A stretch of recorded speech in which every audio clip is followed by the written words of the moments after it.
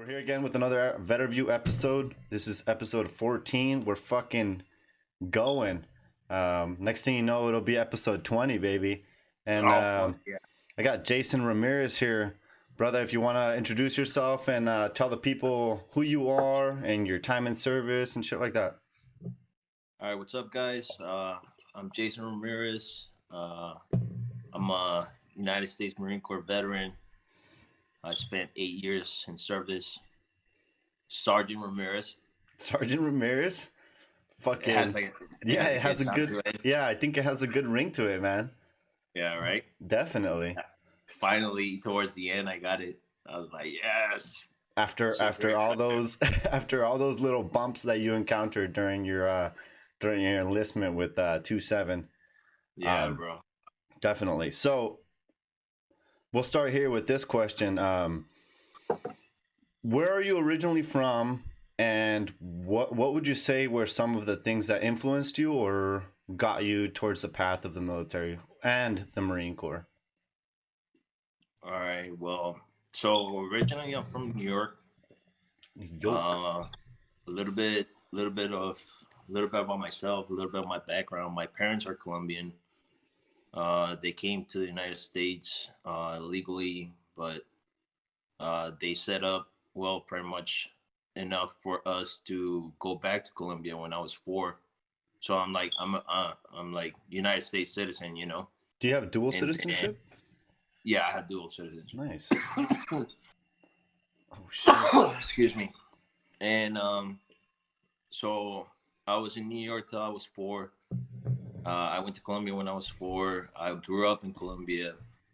When I was 18, this was in 2007, I came back to the States. Now, before that, like, dude, like my whole life, I don't know what, like, I can't tell you, I can't pinpoint exactly like what influenced me to like join the military. I just Right. always knew that I wanted to wear the fucking uniform. Actually, I didn't even know about the Marine Corps. I didn't know like I didn't know anything about services, you know, like you know how like people that come from military families, they Right. already know, they're like, okay, you know, the Army does this, the Mm-hmm. Navy does this, the Air Force does this, Marine Corps, they're fucking ground pounders, you know. Yeah.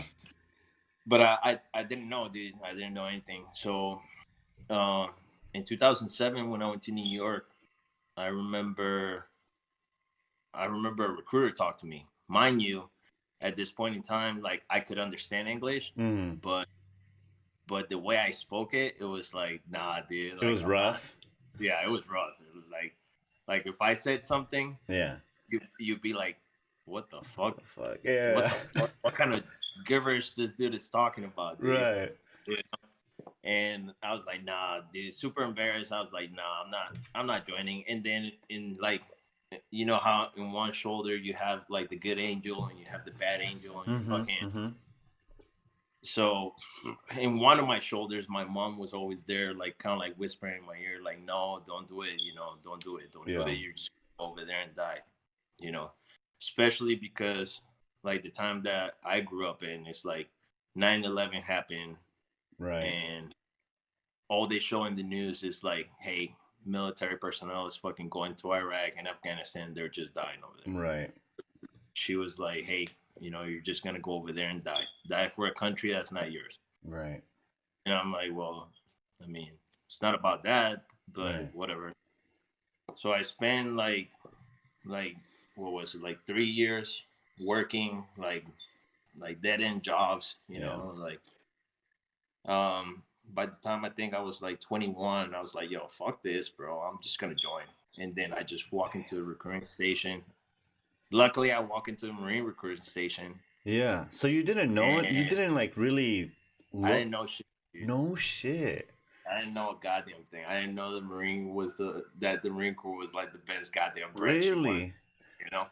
Wow. So I ahead. walk in. I talk to the recruiter. The recruiter, I had met a recruiter in that station before, but he wasn't there anymore. Mm-hmm. So I talked to a different recruiter. I was like, hey man, you know, I'm looking for Sergeant so and so. He's like, oh, he doesn't work here anymore. He's like, what do you need? And I was like, well, I'm here to fucking join. What's up? And then Yeah. he's like, here's all the paperwork. And I was like, all right, let's fucking do this. Yeah. And then a couple of months after that, I was fucking like going to boot camp, dude. No shit. So, Would you say that they were processing people fairly fast during the time that you joined because they were getting, obviously they were sending people overseas more often? yeah, I mean, I'm pretty sure it wasn't as fast as when like the first recruiter approached me, because like I said, Right. this was back in 2007 when I came in, or when I went and talked to the recruiter. It was like 2011. So yeah, I mean, it was fairly fast, especially since I think it was like, hey, you don't have to wait for me to get out of high school. Mm-hmm. I was already 21, so I'm already kind of like a little bit older than your Right. regular guy. Yeah. But he probably like, dude, I went to MEPS, I fucking passed everything, and I was Yeah. like, all right, I'm ready to do this, baby. Like, Let's let's go. fucking go. Yeah. Holy shit, dude. So did Yeah. your parents end up staying in Colombia? Is that what it was, or did they come over here as well when you ended up coming back? No, they stay in Colombia. So I live with my mom. My parents split up. Mm-hmm. My dad I don't really talk to. But yeah, like my mom, like I didn't even tell her I was going through a process until I was Really? about to leave. No Like, shit. yeah, I'm leaving soon, so talk to you in like 3 months. Yeah. What was she like? No, mijo, no. Yeah, she was like, Like "Oh, worry about it," but I mean, I was like, dude, I'm like, this is this is it. what I want to do. Like, Yeah. I want to do it. Like, I've taken up. I'm not fucking 18. I wish I had joined when I was. I wish I had joined when the first recruiter approached me. Approach you. And what recruiter was that? Do you remember what branch that was for? It was It the was the Marine Marine. Corps? Yeah, it No was Marine shit. recruiter too. Yeah, Damn, dude, it was meant for you to join the Marines. So yeah, you bro. so you hadn't done any sort of research, anything like that? You didn't see any videos when it came to the Marine Corps boot camp or any sort of that shit? I mean, before I went to boot camp, I was like watching the videos, Yeah. but I didn't see videos for any other branch. Like, I was Right. like, at this point, none of the other branches exist. Right, Like, they don't matter. yeah, I'm just gonna go be a Marine. So why would you say that you picked the MOS that you went with? Well, Or did you get to pick? it, so funny story. Mm-hmm. So it's like, how MOS is about what you score on the ASVAB. Yep. So what I score came back, and the recruiter's like, all right, brother, I got your ASVAB results. You pass. Um, Here are your options. So Mm-hmm. he said, so once again, English Yep. broken. Oh shit. This fool is like, hey, here's some fucking, you have human resources. I think that's what he said. Mm-hmm. So now that I look back at it, it's probably like some S1 bullshit, Yeah. some like desk jockey bullshit, Yeah. or you can be mortar T. And Right. then when he said mortar T, I thought he meant like, whoop, mortars. Oh shit. And I was like, dude, I'm such an idiot. Yeah. Dude, it's a language barrier, bro. Yeah, bro. And I was like, oh, I'll go be more T, I'll fucking go Yeah. get in the dirt, be a fucking cool cat. Yeah. Well, when I got to boot camp, I was like, yo, this is my MOS. I was like, more T. And they're like, oh, you're driving trucks. You're Right. retarded. And I was like, oh, okay. I mean, I guess I am. But, Yeah. Dude, believe it or it's a not, fuck. I ended up going in open contract. I went Oh, open. fuck. Yeah, I fucking That's wild. and I know English, so Yeah, I'm dog. real Yo, dumb. it's funny because that reminds me of a story. I remember I was at one of the police PTs, Mm-hmm. and they were like asking like what contracts was everybody going into, and people started saying like their MOS that they were going into, and some kid was like, oh, I'm going EOD, Mm-hmm. like EOD contract. Yeah. And then later on, I talked about it with some of the other guys or some of the other recruiters, Mm-hmm. and they were like, "Yo, that's not a thing, dog. Like, there's no EOD contract. Like you, like you have to be an NCO to be To EOD to try to be go to able to EOD. level to EOD. Yeah. So I was like, "Yo, they were lying the fuck out of this kid, dude. They had him fucking tricked." Yeah, that poor kid, he thought. Yeah, he thought he was gonna go over there and handle bombs, and he Yeah. probably went as a cook or some shit. Yeah, dude, some fucking some bullshit job.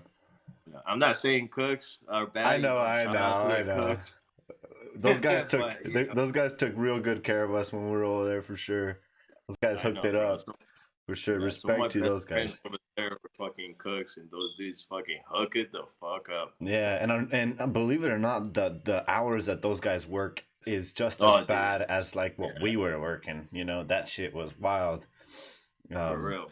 Seriously. So when you actually fucking ended up going to Marine Corps boot camp, how would you describe your experience there for people who possibly are considering it or anything like that? I know it's different now because it's COVID and 2020 and shit like that, but what was your experience like? Your first thoughts? Some pictures is like they're when they first go into boot camp, they don't really go into boot camp. They go to this hotel rooms to go stay in there. That's crazy. It's wild. I was like, yeah, that has to be definitely like that's one of those thoughts that is like back in my core, you know? Yeah, that's when you feel old and shit, you know? Yeah, bro. But I mean, it's not like I'm pretty sure if COVID wasn't going on, like motherfuckers would still be getting haze over there. But yeah, definitely, definitely. Yeah, you know. But I mean, it comes with the times, man. You know. Yeah, evolution. Yeah. They gotta adapt. That's all it is. Yeah, adapting is a part of the process, you know. So once this COVID thing's like goes away, I'm pretty sure it's probably gonna go back to normal. You know? Oh, definitely. I don't think there's gonna be that whole hotel shit for 2 weeks and that whole quarantine. COVID changed the way everything is done differently. Yeah, it's wild. But yeah, like the way boot camp was for me, man. It was a little bit challenging. I'm not gonna lie. Sure. It was not physically, because like physically I've always like kind of like stayed in good shape, I guess. Right. But like the language barrier was like one, because sometimes I wouldn't understand. Like sometimes I would have to like stay there for like a second when an order was given, and wait for people to like start doing what they were doing. Oh shit, dude. And then just go grab whatever they were grabbing. Yeah. Bring it back. God. Dude, it was crazy. I can't even imagine that, bro, because it's very hard to understand them as it is, right? Yeah, dude. And then fucking not being 100% comfortable, you know, in the language that they're speaking. Fuck. And then they're like, hey, man, you know, you have to address yourself as a third person. Mm-hmm. Like, had like asked permission to, and I'm like, dude, I had to rehearse that thing in my mind probably like 100 times before I actually like went to one of the DIs and asked him like, hey, right, this like, recruit can this recruit go use the head, or like the bathroom, whatever? It's like, hey, you say bathroom, you're getting punched in the fucking face. Oh yeah, if you say sorry, it's not good either. I did that on accident. Yeah, dude. I remember one time I one of the drill instructors just like kind of like, what the fuck is this motherfucker saying? And I'm like, oh fuck, dude. And I'm like still like in my head like kind of processing, like play it out right. And I was like, this recruit requests permission to, and you have to you're under pressure. You're yelling it out. Yeah. And like all the other motherfuckers are listening to you, and I'm like, oh fuck, this is fucking embarrassing. Yeah. But, you know. But it's whatever, you know. Yeah, we actually had you know how, I don't know if they did this when you were going through boot camp, but you know, every night they do this whole inspect, like they inspect your body, make sure that everything's good. They make you like snap, turn your hands. Yeah, you like show your hands. Yeah, and you turn around. Kind of like make sure you don't have any skin disease. Yeah. This drill instructor, Gomez, I think it was, he knew this dude was Mexican, and he like went up to him and he's like, say it in Spanish, bitch. So he starts going, you know, buenas noches, señor. You know, he starts going.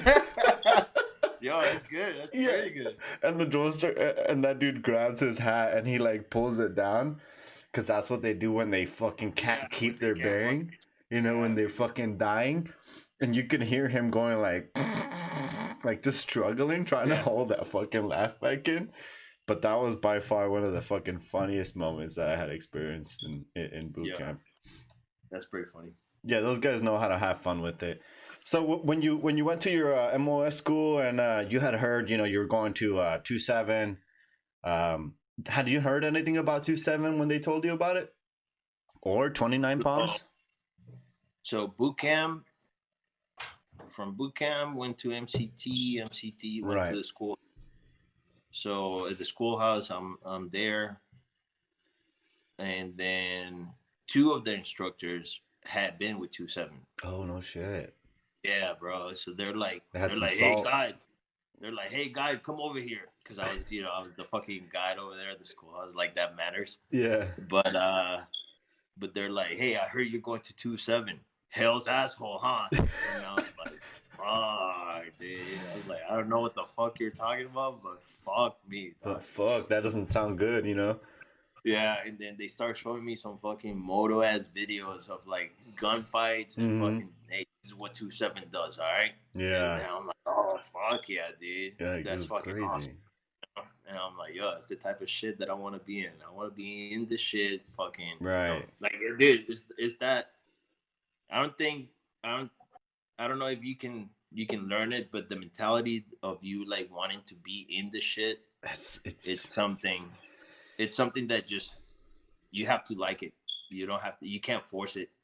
it's such a weird thing, man, because I think it's almost instilled in a lot of Marines, right? Not every Marine, but I feel like it's like even now, right? Even me myself, like the experience that I've had, it wasn't anything like any of the guys that or even like anything like your experience, right? Or even any of the other guys that I've had on the podcast before. Like I took some rockets. That was all I took. You know, there's some guys who have been in way like you, blown the fuck up. But like a little bit of me is always like, man, I kind of wish I was in a firefight. Like I kind of wish I got that fucking a little bit of that experience, but I think it's the Marine Corps that pulls that out of you, and it's like that's what it's about, you know. The Marine Corps is a branch that is literally meant for fucking fighting. Yeah, That's bred to fucking go over there, get some shit done, and win. You know, be successful in what the fuck you're doing. And I think that's the Marine Corps works very differently. You can correct me in this if you think I'm wrong, but the rank is a little bit less important than what is on your resume on your chest. Um, I think whatever you have on your no, chest. that's dude. That's absolutely right. I mean, there's like there's this there's the thing where like even like while you're Mm-hmm. talking to other homeboys and you're like, yo, bro, like, what's your MOS? Mm-hmm. Depending on your MOS, Oh yeah, they give you a certain kind of respect, definitely. or like, hey, what's your unit? Like, Mm-hmm. hey, I'm with 2-7, dog. Like, what unit are you? Like, if we have the same MOS Yeah, and you're from a fucking like not a Victor unit, like not a grunt unit, it's then it's different. kind of like I'm gonna look down on you. It's It's like, no, different. Yeah, it's definitely like and that's because it's two different worlds, dude. It's yeah, honestly, absolutely, it's dude. not even the same. Sort like me and Kanan came from this unit called VMU 3 Dude, I before. remember, yeah, Yeah, VMU, but it was like down the street from where the yeah, motor pool super was. pogue unit. Yeah, Their main focus of that unit was reconnaissance, right? So they would fly like UAVs and shit. yeah. So that was what we supported. It was very pogue. There wasn't anything about it. And then when they told Kanan and I, hey, you guys are going to 27, like that's a salty ass unit. Like that unit has been in some shit, you know. And I was like, Yeah, holy fuck, dude. And they were like, you guys are scheduled to go to Afghanistan. Like I was like, oh yeah, fuck, yeah, because that's when the whole battalion thought we were going to Afghan yeah. again for the last time. Um, what would you say, like, going back to you, what would you say was your experience when you first got to 27? Like, how was that shit? If you remember, It was, obviously. yeah, it was kind of weird, man. It was like, so obviously, like, regardless of my age, Sure. like at the beginning, I saw everybody is like, all right, you have more rank than me. You're a senior man. Of Like, course. you've been here longer than me. And then I have to give you, like, I understand that I have to give you a certain kind of respect. Right. And like my seniors were cool. I don't know if they saw me different because I was older, but like I don't think like I got fucked with, but I didn't Mm-hmm. get fucked with as much as like some of my other boys, you know, some of like the guys in my peer group. Right. But I don't know. I guess like one of the things that I remember, like when I was checking in, it was like me and Robbins. We checked in at the same time, you know, Yeah. and we were like super motivated, fucking, you know, like, hey, you know, I'm gonna clean everything every day, you know, keep everything. And you know, like it's weird because like here I am. By the time I'm like hitting the fleet, I'm almost like 23 years old. Mm-hmm. And like me and my sergeant, which it That's the was same Sergeant Aiden, age. yeah, we're like the same age. And Mm-hmm. then here I am taking orders from like these kids, like, you know, like we're talking about like 2-3 years younger than me.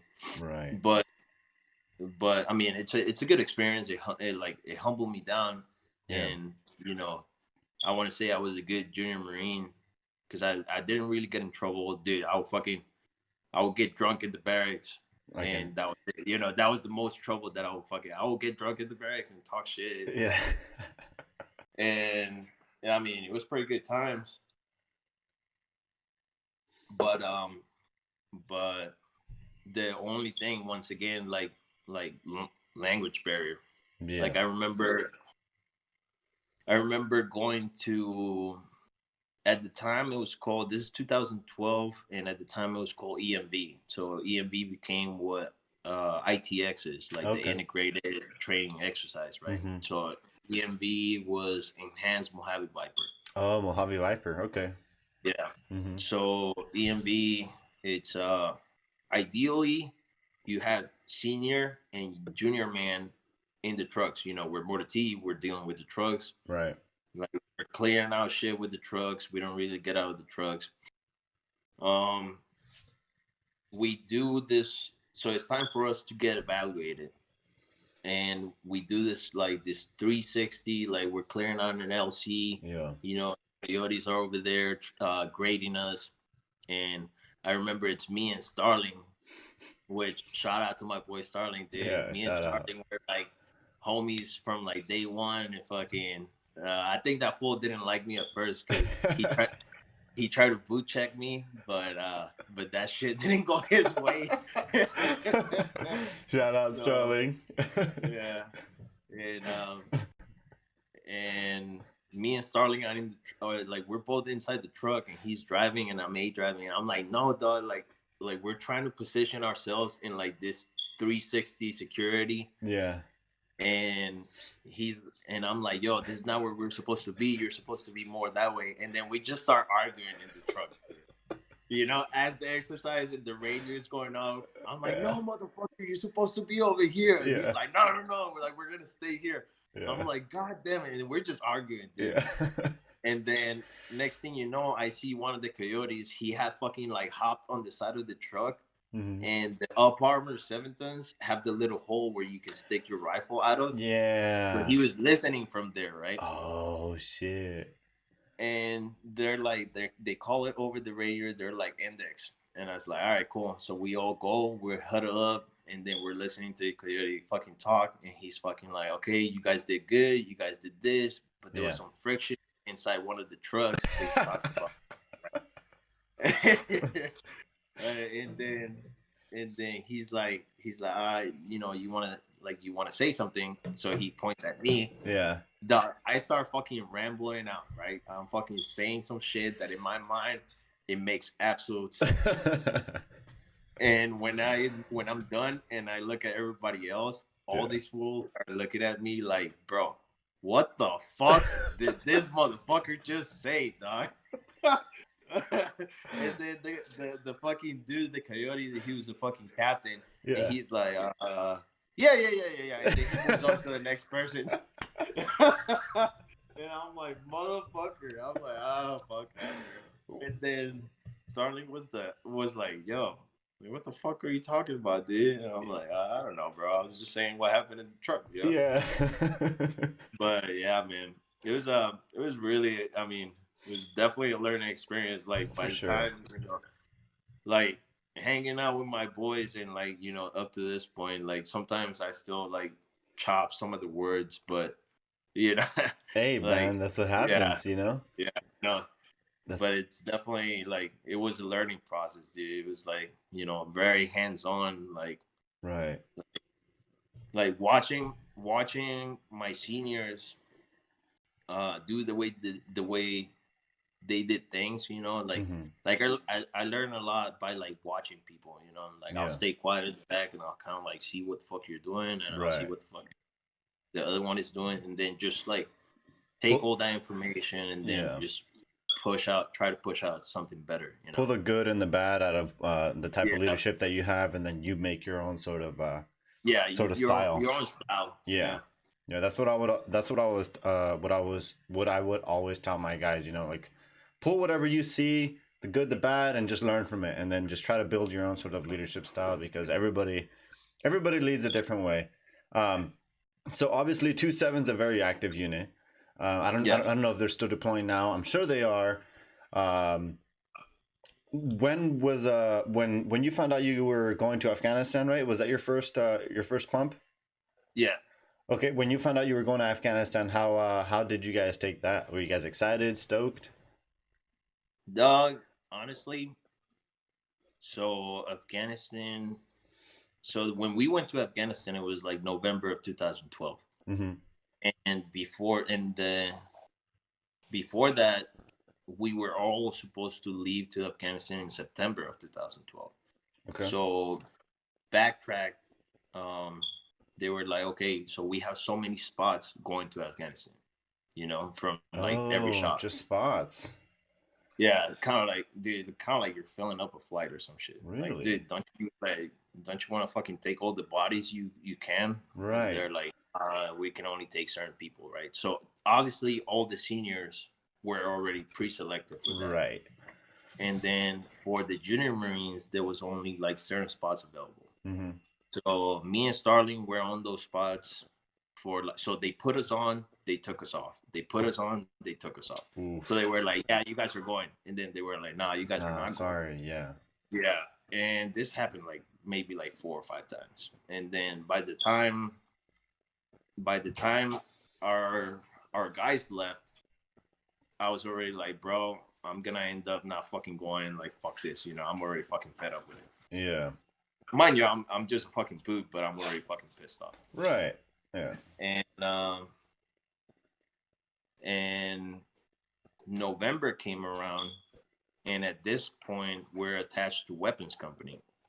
So we're like RBE / weapons company, right? Okay. Yeah. And then the notice comes, and they're like, "Hey, we're going to Afghanistan." And I was like, "Fuck yeah, bro! Fuck Right. yeah! Let's go. Let's get some. I'm Yeah. down. I'm fucking down. This is what I fucking signed up to do, Yeah. you know." And we went. So the little group that was left behind, it was like myself, Starling, Shockley, Robbins, Smith, and Mitchell Mm-hmm. from Motor T. Yeah. We had some seniors with us, but the seniors that we had with us, they were on their way out. So they're like, yeah, get fucked. Like, good luck over there, you know. Yeah. And sure enough, man, we ended up going to Afghanistan. Um, it was like one of the best and one of the worst times of my life, dude. I miss it every day. I think about it every fucking day.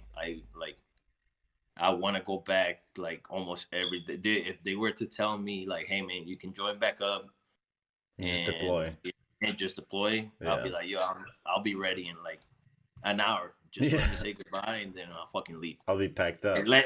let me go get a haircut. Let me say goodbye and then I'll fucking Yeah. leave. Yeah, like I'm so ready, dude. Yeah. And then yeah, I mean, I told my mom, she was fucking dying. Of She was course. like super scared. Yeah. She's like, oh well, you know, like just be careful, you know. I mean, at Right. the end of the day, she was. I mean, she was telling me that, but at the same time, she was like, hey, you know, like try to get off the deployment. And Really? I'm like, yeah, Yeah. dude. And I'm like, yo, Damn. that's not how it works, you know. Like, No. I have to go. I have to go. I Yeah. have to go. Yeah. And then you know, we ended up going, dude. Yeah. Hey, can we take a quick pause real quick? I honestly gotta piss. I'm sorry, guys. Before we dive into Jason's fucking deployment, So we'll be right back. All right, dude. I Yeah, gotta piss real quick. Sorry, yeah. I dude. gotta take a piss All too. right, all right, Okay. cool. We'll be right back, guys. And bam, we're back. Okay, Yo. yo. So deployment to Afghanistan. Obviously, parents aren't excited. Your mom isn't too stoked. When we were deploying the first time, my mom broke the fuck down. Oh, for real? Yeah, dude, she broke down. Like she was, and I knew she was going to, but like I was like, come on, The, mom. Like we'll be all right. It was nothing. Like it's nothing compared yeah. to like what you guys did, or what a lot of you guys did. And a lot of people were very nervous, obviously. But back to your experience. So your mom was telling you try to get out of it. Obviously, the military doesn't work that way. Especially fucking 2-7, goddamn war dogs. Bro. Yeah, like fucking Stash Sergeant Brown at the time. Anytime you'd see that motherfucker. um, Shout out to that guy. That guy's a fucking bad motherfucker. Yeah, Um, bro. so obviously you get ready to deploy. Did your mom end up coming out here for you to dip out, or was she still over there in Colombia? Nah, dog. Like I deployed 3 times, and then all 3 times I never had anybody. Well, I did. I think it was on my third deployment. I did have my boys. Well, started. Outside of your boys, the ones that are staying back. Right, the RBE guys. I didn't have any family or anything like say goodbye to me or welcome me back. Like Right. Did I you? always fucking. It's kind of shitty because like I was about to you ask know that. when you leave and you Yeah. see other people saying bye to their family members, Yeah. it's kind of like fuck. Like I wish my family was here. Or when Yeah. you come back and you're like getting off the bus Dude. and you're like seeing everybody being welcome and Yeah, like the man. welcome signs Signs and and all shit this like shit. that. Yeah. And I'm like, yo, not. And then when you're coming on base, they have all those signs right there on the fucking Ah, fence, dude. dude. You're making me feel And bad, bro, because my mom put like this gigantic sign, right? yeah, Like a big ass sign. And it yeah. had me wearing like because it was from I haven't even gotten there. You're already laughing. It had me wearing like a Kuwaiti beret, a beret, whatever the fuck it's called. Those fucking Yeah. slanted hats Oh fuck. from the first time we went to Kuwait. Yeah. And I had like these fucking aviator glasses. I looked like a clown, bro. And my mom had this big, gigantic sign on the fence saying "Welcome home, Rubio."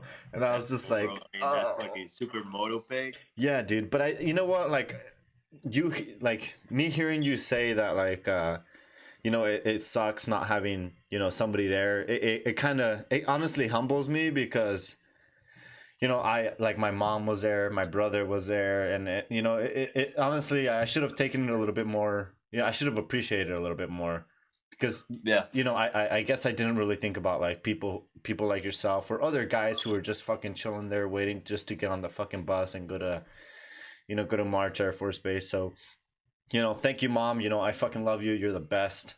Um, Honestly, she Yeah, she yeah. is the Shout out to your shit. mom too. Yeah, dude, she is the shit.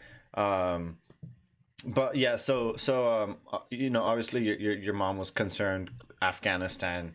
What would you say was one of your biggest worries when you were fucking barely heading out there?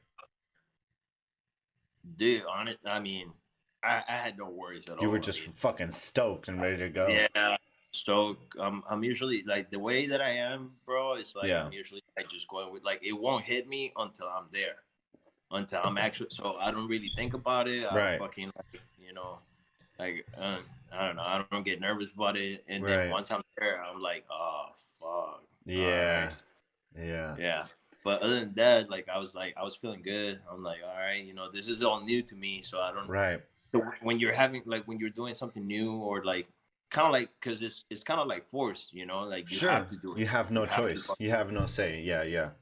So when I'm going through that motion, I don't really have time to think about anything else. Mm-hmm. All I'm trying to think about is like how can I perform like good, Right. you know? So all the thoughts about like, hey, like maybe you are going to die over there. Yeah. Like they didn't really hit me at all. You know what I think is I think the biggest factor is when you have to make a will. When you have to make a will before you dip out.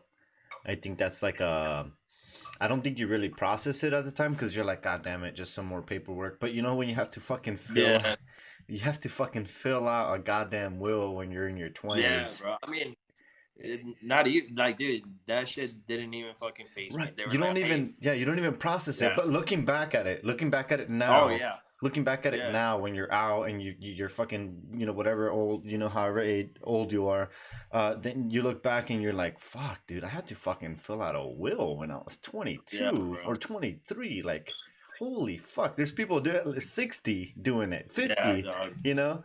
Like, holy shit, I don't think anybody can really relate to that sort of shit. Even people that are in the Marine Corps now, because only like 10% of the people in the military actually go to combat zones.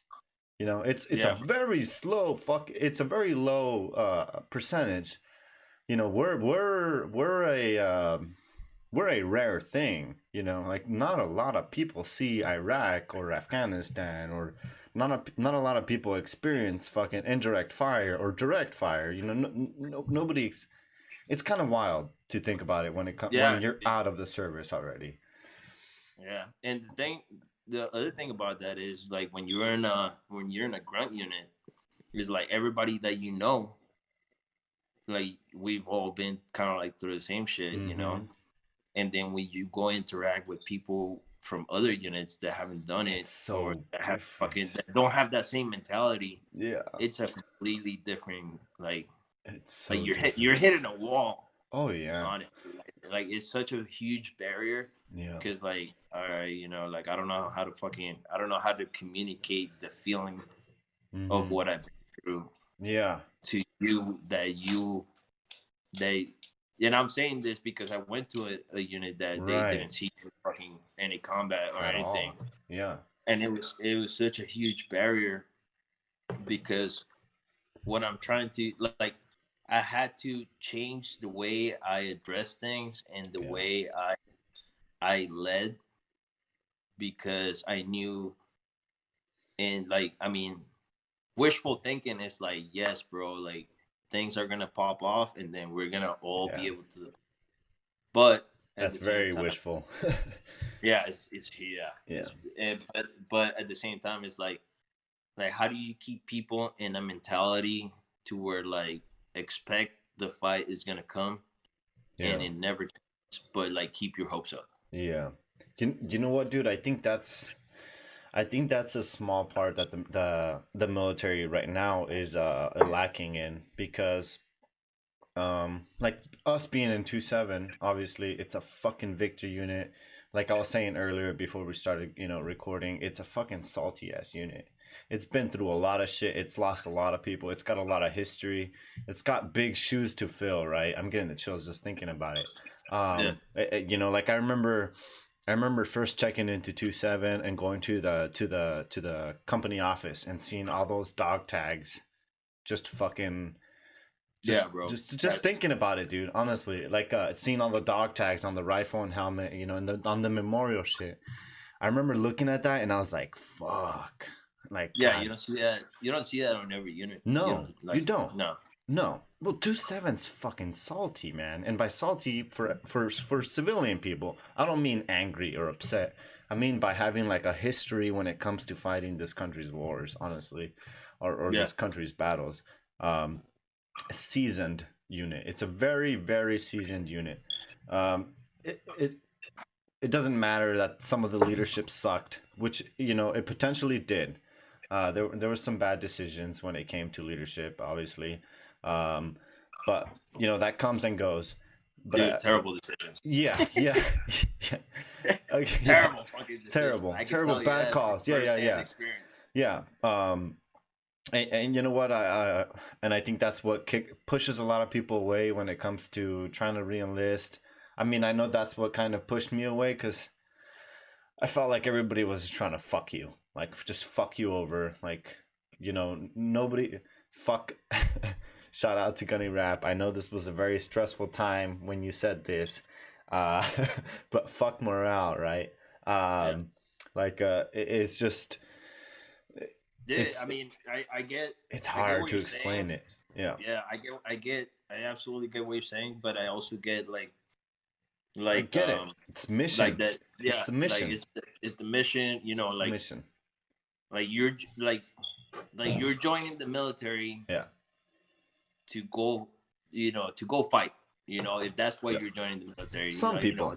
Some some people people. join to go Yeah. fight, other people join for the benefits. Yeah. Like, hey, I don't want to go anywhere. Just fucking put me behind the Mm-hmm. desk for 4 years, Right. and I'll get out. I'll have my GI Bill. Boom. School. Like, yeah, Yeah. and like to each their own, Sure. but for the people that, and I don't want to say brainwash, for the people that like join No. to dude, like I had really bad times, and I had really good times, Yeah. like I re-enlisted, and when I re-enlisted, people were like, dog, like you re-enlisted? Like I didn't think you were gonna re-enlist. And I'm like, yeah, bro, like I always said, like from day one, I always said I was gonna re-enlist. And actually, if things hadn't gone down the way they went down, I'd probably be doing another 4 years right now. Yeah, and I'll probably be doing my full 20. Yeah. I really wanted to see myself like up there. I really wanted to fucking like, I wouldn't say make a change, because like it's such It's a fucking hard. cliche. Yeah. It's such a cliche thing that is like, oh, I want to rise up through the ranks and fucking like make a change. Change it like, from the inside, no, right? You don't want to fucking like, change it from the inside. Like, first of all, that doesn't happen. Second of all, you have to be high up there to fucking make some changes that are actually going to benefit everybody. Mm-hmm. And I feel like people that actually make it all the way to the top, they've actually crushed on some. They become the enemy. They've actually said fuck you to a couple of people to make it all the way. Yeah, unfortunately. But you know what, dude? As much as we say that there isn't people who who change it or where the fuck there is, there's some prime examples of some guys who really do fucking try to help with morale. Yes. There's some fucking amazing leaders out there. Amazing and you see the difference and you see it drastically. It's not like a minor change. It's like a Staff Sergeant Brown and another dude. Yeah, dude. Absolutely. Or like a Gunny Rap and another dude. Like you see, there's some fucking great dudes out there. But there's also some people who literally just see it as a career. But I think this field of work is not. It has to be a selfless thing, right? It has to be where you fucking take care of your dudes and your dudes take care of you, and you want to it's hard to explain. You want them to be able to want to continue this machine, right? Bro. Because you and I have both seen terrible leadership, whether it be in our shop or outside of our shop. People getting fucked constantly.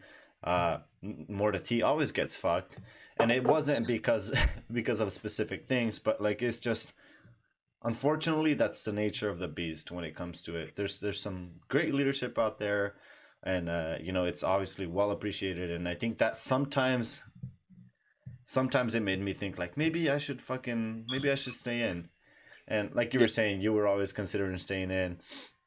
I honestly forgot my point, but I think that the military should be a little bit more selfless instead of, it becomes very cutthroat when it comes from sergeant to staff sergeant and then upwards. Yeah, it does. And like, I think another thing that like kills morale is like, if you see a staff sergeant trying to look out for the troops, then that staff sergeant, he's gonna get shitted on. Oh yeah. Or like that gunny, he's gonna get shitted on if he fucking Yeah. But if the staff sergeant is shitting on the troops and looking good for the fucking senior ones, then the troops are not gonna like this motherfucker. Mm-hmm. So it's a double-edged sword. It's definitely a double-edged sword. So like you really have to know how to fucking handle those situations. It's a weird balance, dude. It's a weird balance. I think if you go about it the right way and you explain it to your, I don't want to just say Marines because this is a whole branch thing, right? You explain it to whoever your guys are, and be like, hey man, unfortunately, this is it. This is what we gotta do. It fucking sucks. You know, I get it. But you know, we gotta do it. And some of you Yeah. guys are not gonna get sleep. Some of you guys are not gonna. We're gonna be tired. You know, we're gonna be this. We're gonna be that. But we gotta do it for the sake of the mission. Again, it's all for the fucking sake of the mission. Yeah. So when you ended up going to Afghanistan, obviously you were stoked. What would you say were some of the highlighted moments when you were over there? Dude, I mean, I had it was definitely a crazy time. I Yeah, mean,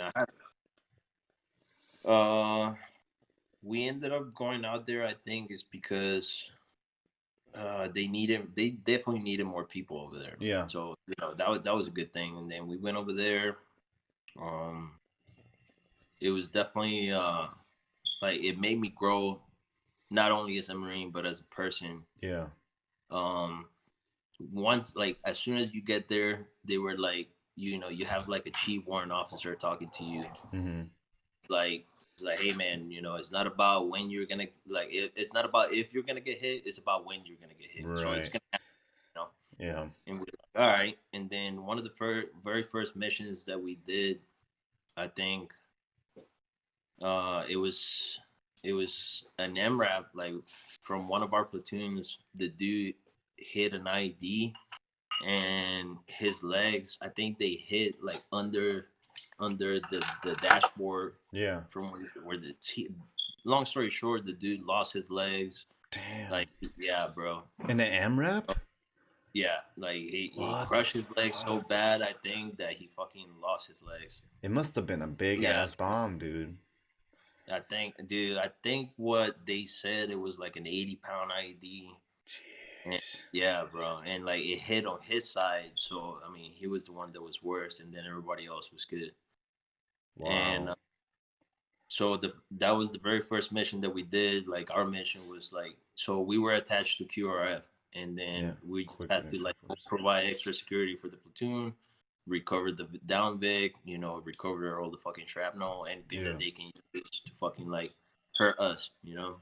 Mm-hmm. And I'm out there, and I'm like, dude, at this point, like all the training that you've been doing, you know, for this fucking like 6 months to a year workup, like it all comes down to it. Yeah. And I'm over there, and we are attached. Not only are we attached to QRF, but we're also attached to a different group of Motor T dudes, Right. which our whole Motor T group, it was like myself, Shockley, which Shockley is one of my peers. Yeah. And Shout out Shockley. we, yeah, shout out to Shockley. We have one staff sergeant, one sergeant, and two corporals at the time. And then it's me and Shockley. So we're the two boots, and they're the one senior. So it's a small group. It's a Yeah. small, very small group, and they're teaching us. And then one of the corporals, he's like, "All right, let's go." So we're dismounting. There's trucks, like 360 security. Yeah. There's like a compound to our fucking right, and we're fucking like recovering this fucking big ass MRAP tire. Yeah. So we're dragging the tire, and then Heavy dude, fucking now I'm tire. like, fuck, we're dragging this fucking tire, this heavy ass shit. Through soft If this sand, I'm shit goes, guessing. if it goes over like anything, like you know, like Boom. idea or personally, we're fucked, dude. So I'm like, I'm providing security for him, and then in my mind, I'm like, yo, I've been ready for this. I'm ready for this. I can Yeah. do this, you know. And at the same time, we're dragging the tire, and so it's like tire, security.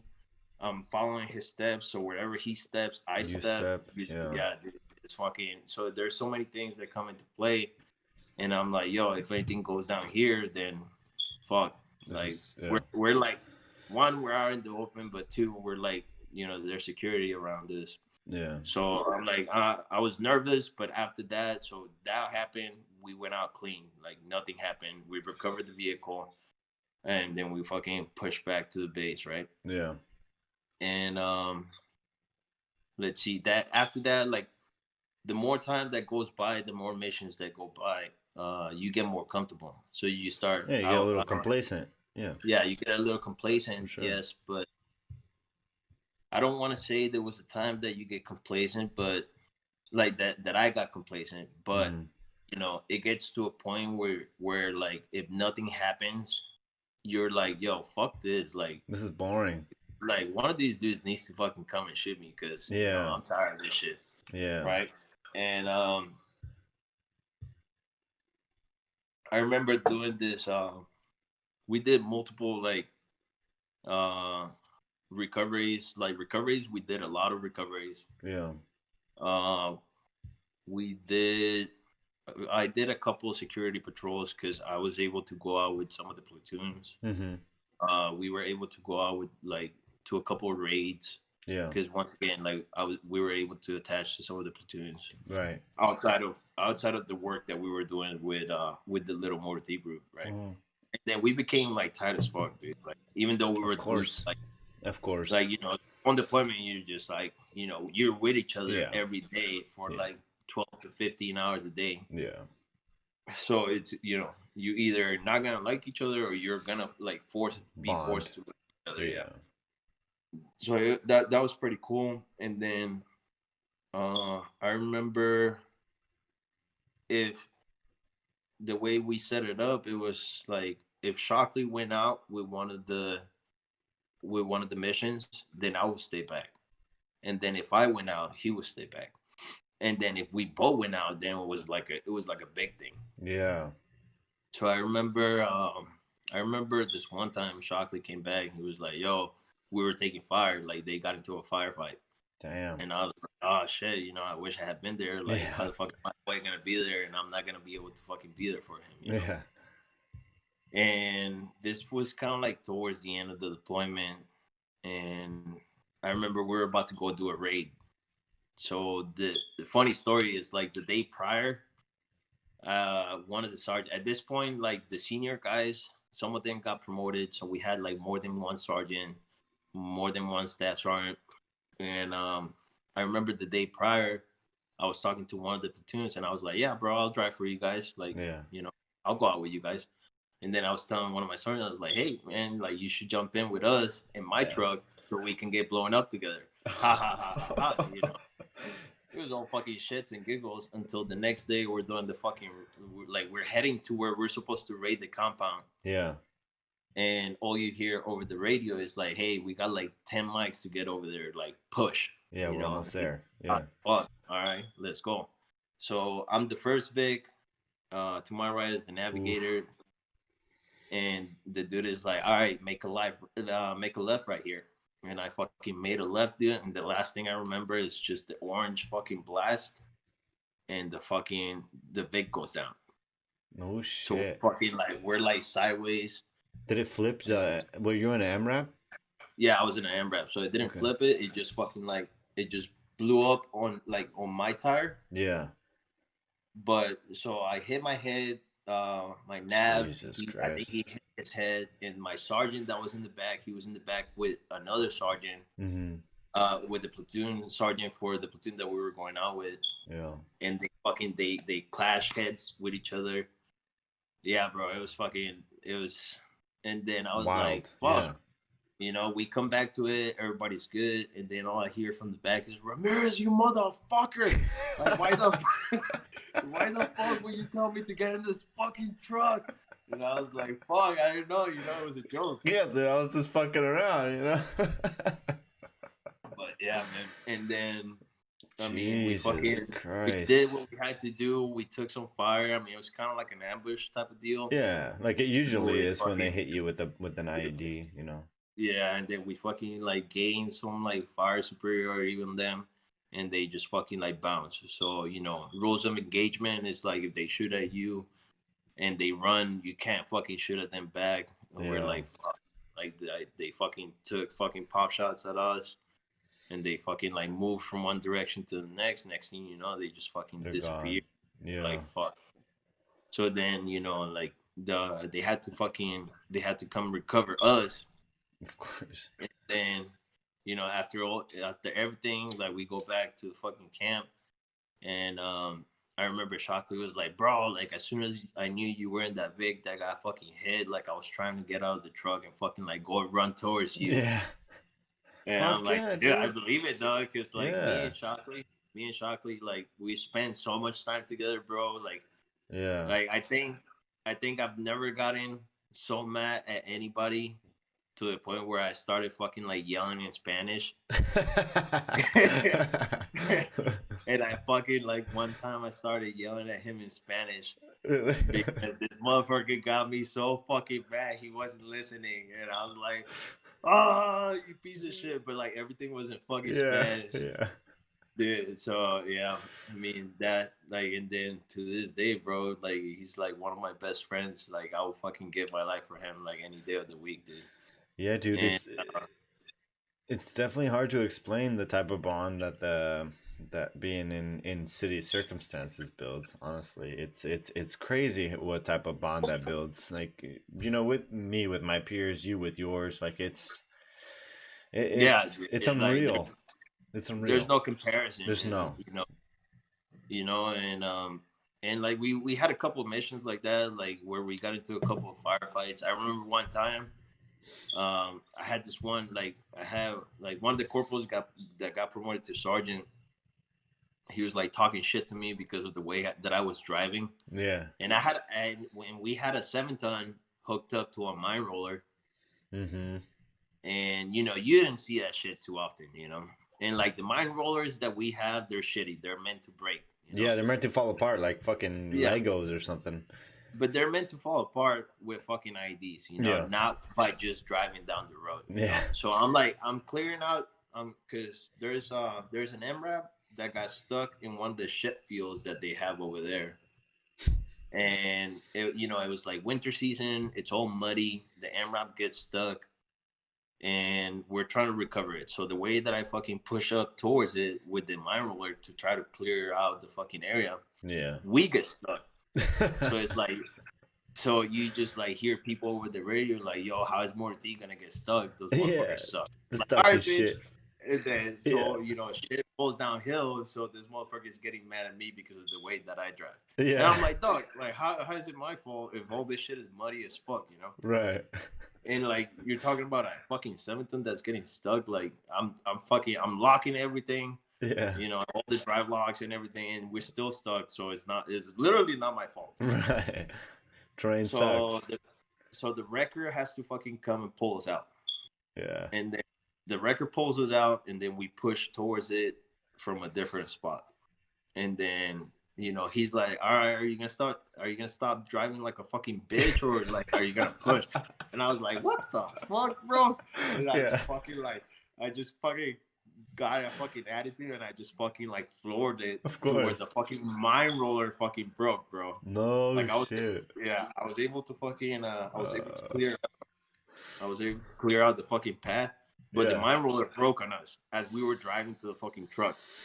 And I'm like, oh fuck. And then everybody's mad at me because I fucking broke the mine roller. Yeah. And they're like, yo, you want to fucking drive like a fucking douchebag, fucking mine roller? And I'm like, fuck. I feel, dude. I'm like throughout my career, I think eventually I got to a point where if you talk shit to me, like saying that I did a bad job, I'll be Yeah. like, I don't give a fuck. I fucking did what I did, and that's all I Yeah. had to do, But at that point, if you talk shit to me and you were like, yo, you fucking suck, I would take that shit to heart. And I'd be Right. like, fucking sucked, man. Yeah. Like, goddamn, You're like, fuck, I And could have done better yeah, or something. like I fucked up, Right. And then when we were doing that recovery, so we recovered the dudes that were stuck, we recovered ourselves, and then next thing you know, we start fucking taking fire, dude. Jeez.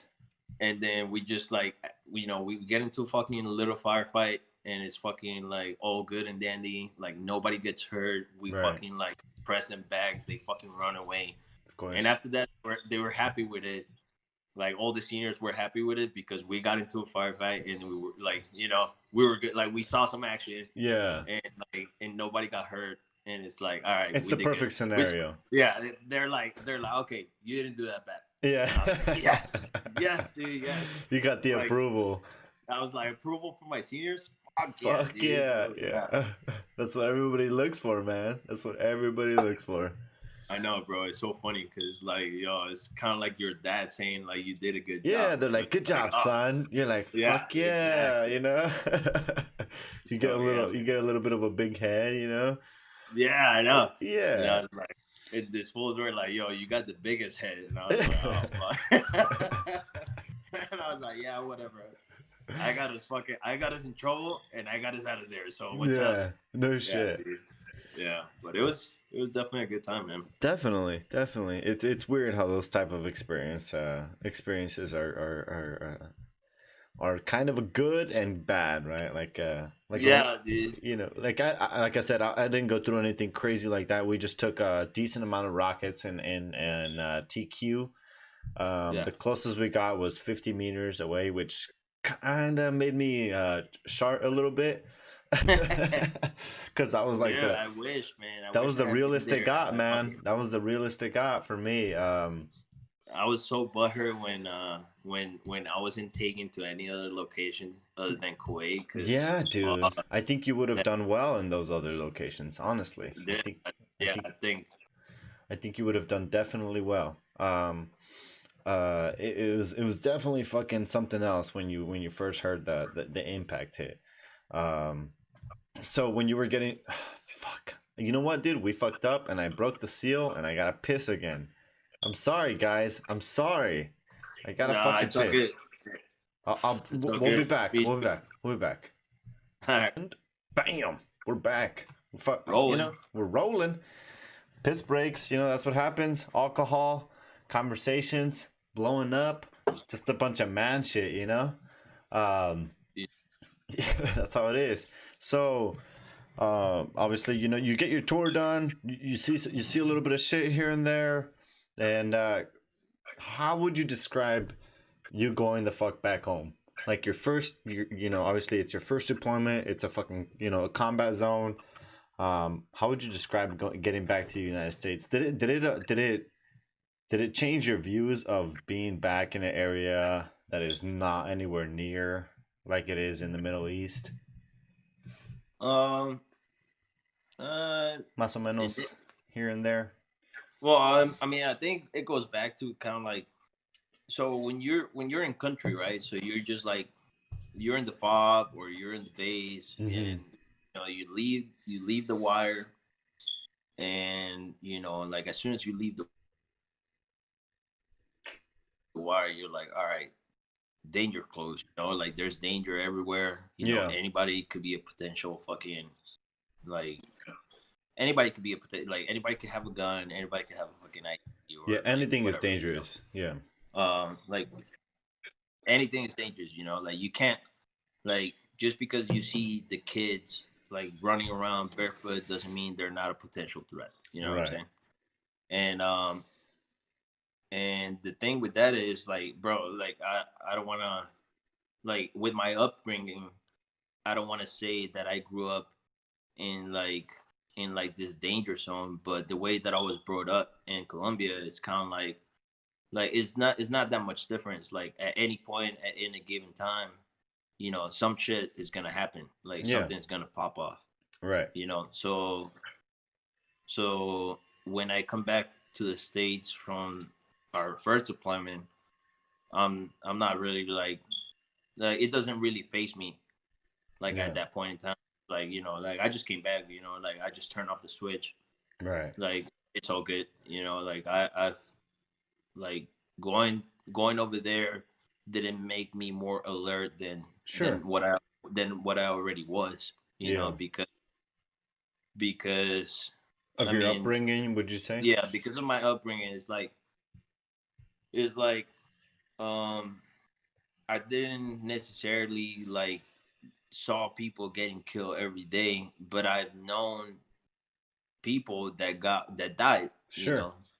I know that at any point in time, and you could see like somebody's gonna get fucking robbed, or somebody's gonna get Right. fucking, Yeah. you know like that doesn't, I mean, it happens more now here in the States. Yeah. I think, like, you see it more. I Mm-hmm. think it's more because of social media, like makes people more aware of it. Yeah. Social media But shows the darker side, I think. yeah, but I was already used to kind of like a hostile environment type of Right. deal. I feel If you. it makes sense, you know. No, no, I get So it. Trust me. I'm I'm not from the best area either. yeah, you know. Yeah. So it's not like, oh, I had to fucking like um I don't know, like accommodate back to like Sure. being back in the States, you know. Like I didn't come back all PTSD'd out. Right. But did it make you but so for example, right, just even being away from this fucking country, like when I got back to the States just from being in stupid ass Kuwait, I fucking loved it. I was like, thank goodness we're back home. And it's not that it was anything crazy, right? Because nothing crazy happened, but it was just like, man, it's fucking nice to be back. Yeah, It's nice. it's good to be home. Yeah, that feeling of like, hell yeah, it's good to be home. Like it's great to be fucking back home. It was just a good. I could never, and I'm sure it would have been way different if I had gone to Iraq the first time, kind of like I did the second time, because when the second time for me, I was in Jordan for 1 month, and then they were Yeah, like, "Hey, we need another body in Iraq," and I was like, "Holy shit, okay." And they were like, "You're yeah, going to Iraq," and I was like, "I'm going to Iraq." I didn't. And there was no if and buts. There was no telling I told my mom, I was like, "Hey," and obviously OPSEC, right? But I was like, "Hey, mom, I'm gonna fucking end up going to Iraq," and she was like, "What the?" She was very confused. She was like, "I thought you were gonna be in Jordan this whole time." Blah blah blah, and but they needed more help in Iraq, and I ended up getting picked to go over there, and it was definitely a completely different environment compared to Jordan. Landing in there at night, fucking, and night vision goggles on, fucking firefights going on right outside the fob, fucking, yeah. it was a complete different fucking a switch when it came to being in Jordan and Iraq. Um, it definitely fucking made me get on my toes a little bit, like fucking pay attention to my surroundings, pay attention to the interpreters being there, listen for the fucking IDF alarm, because we were lucky enough to have a 3-second warning when it came to getting rocketed. um, but I described it to my guys like I fucking loved the feeling of getting back into the States, and it made me appreciate it a little bit more than being, in a foreign land, I guess. Yeah.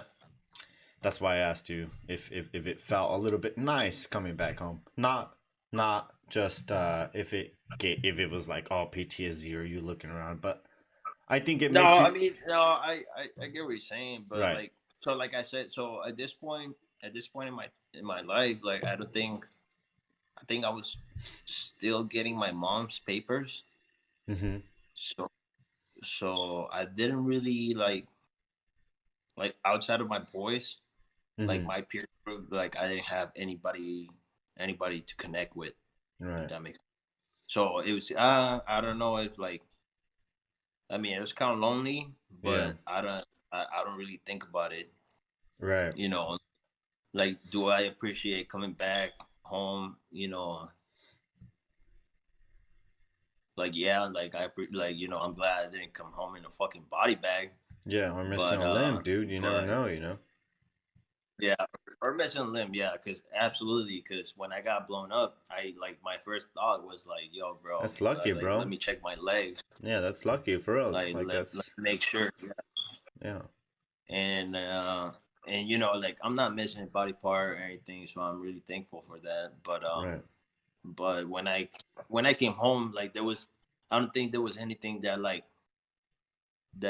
brought me back to reality or took me out of reality, if that makes sense. Like I didn't, like I left and it was like, all right, I left, and then I came back and it was like, all right, I came Yeah, I'm back. back. Yeah. There's nobody, like there's not nobody was like actually there to be like, hey, bro, like like I'm glad you're back, or. I feel that. Yeah, I get what you're saying. You wouldn't say it felt a little strange though? Like when you were first over there, you didn't like I don't know. I guess for me, it felt like, man, there's motherfuckers out there trying to kill me. You know, like it wasn't like just you know, a day to day thing. You know, like for me, it was like, holy fuck, there's motherfuckers trying to fucking blow us up. You know, like there's motherfuckers on here with the fucking Yeah, a vest. You know, like holy yeah, shit, you have to be you have to be a little bit more on guard than you would have to be back here in the States. You know, especially, you know, in the area that we were at, it was 29 Palms. It's yeah, definitely, you know, I don't know. For me, it was just a little bit different. I just figured I'd see if you had a little bit of a perspective when it came for you being backstage, because obviously it's two different worlds, like we were yeah, saying. Um, yeah. I mean, I don't know, dude. I've always been like that. Like I've always kind of like been on my guard. I think like being over there or like throughout the whole training like brought it out a little bit more. yeah, I think we do a good job. Not we were talking about this with the dude that was Jason Menendez on the previous podcast. Okay. How the police department isn't trained how they should be. I think like we train how many months out of the year for deployment? We train a fuck ton. Yeah. We train a fuck ton for being over there for just 6 months or 7 months. And we're continuously training. Continuously Like we training. come back, train again. Train. Yeah. There's no training. You know, we get back and boom, get back to the grind. You know, like it's not fucking. We maybe get a few weeks, maybe, and which is a turnover rate. You know, and that's all it is. But it's just a continuous training cycle.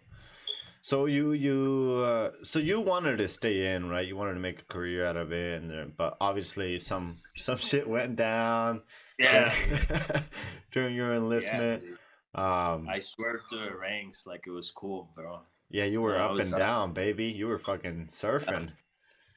fucking what was it? It was like it was private, PFC, Lance Corporal, PFC, Lance Corporal, Corporal, Lance Corporal, Corporal, and Sergeant. Sergeant, baby. You still Sergeant, fucking got baby, it back, we dude. made it. We fucking You fucking made it. I never got sergeant. You fucking did better than I did, man. That's fucking crazy. That's wild. that is, that I was is. like, yo, I know, like, I knew exactly when I was gonna rate a score, and I was like, yo, as soon as I rate a score, I'm picking up. Did you Which have I was that? like, dude. So I spent my first 5 years in 2-7. Yeah. 5 years too long, cause fuck. But like I left 2-7 as a lance corporal, and then I tried to get out of 29 Palms, and the monitor was like, "Fuck no, Snake, you're staying in Palms." Fuck no, And, Snake. yeah, and then I went to CLB 7. So when I went to CLB 7, I was like, dude, I saw it was like a complete fucking 180.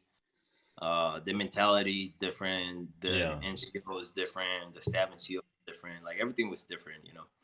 It was definitely a learning experience. I mean, I went from a Victor unit to a no shit like logistics unit, Yeah. and like I come from a shop where it's like we were like on a good day we were like 15 strong, On a good and day. on a good day exactly, Yeah. and then over there on a good day you're talking about like 20 or 30 kids right there, like, Jeez, that's a fuck ton and of bodies, and dude. and that's just one platoon, and we had 3 platoons of mortar T operators. Damn, you weren't busting those fucking 4 in the morning runs because we only had a fucking handful, maybe two Yeah, no, bro. handfuls. Yeah. 2-7 ran on fucking fumes, man. 2-7 Mortar Yeah, T ran dog. on fumes. Yeah, Like, I worked in 2-7 until I fucking left, dog. yeah. And then they were mad at me because I was fucking complaining about it, but I was like, and I remember fucking. So after Gunny Rap left, it was Martinez. Gunny Martinez, and then Gunny Martinez came from fucking headquarters battalion, and he was like they were working us to the fucking ground. You know what, what I'm saying? dude? No, Like, that fucking guy, like, I don't know if he was just trying. Look, if you listen to this, dude, fuck you, man. Like, honestly, dude. Honestly, dude. Like, I had like a month to get out, and you fucking were like 5 trucks before you get out. And I talk about this with Parody in my first podcast. It's like you didn't even allow me the opportunity to set myself up. Like, you were just fucking all about the grind. And I understand mission, but like, you need to fucking allow your guys to prepare themselves to fucking transition properly. And you were not allowing Bro, people to. this like, dog, this is the like this was like, dude, I don't want to talk bad about anybody, but like this No, was like dude. No, I that get. is like the definition of like bad leadership. All right, this is the definition. Which, by the way, the more I fucking like, the more I got into like time and service, Yeah. I realized Making I me could angry. have joined back in 2007. Yeah. Because so many motherfuckers like chopped up their fucking English like so fucking bad that I was like, bro, I don't even understand what the fuck you're saying. So I could have fucking done a good fucking job when I fucking like if I had joined like years ago. Definitely. But going back to that motherfucker, first of all, his English was fucked up. Second of all, this motherfucker, he got mad at me one time because it's like 8 o'clock at night. We're still at the fucking shop. They want us to fucking clean up or something. And I was like, you know what? Like, I got a week left. Like, all right. So as soon as he breaks the fucking school circle, I was like, 1 week, right? And then he fucking pulls me into the office, and he's like, oh, you know, why do you have to say that? Just because you're going to another unit doesn't mean it's gonna get better. Just because you're going to another unit, it doesn't mean it's gonna get better. There are units out there that work like all fucking day, you know. Like, and I was like, all right, you know, I'll take those words. Yeah, like, yeah, you're right. Like, I don't know what to expect, you know. Sure. But I went to COB7, and I fucking rocked that shit. Of course you did. I was fucking killing it over there, bro. Coming from 2-7?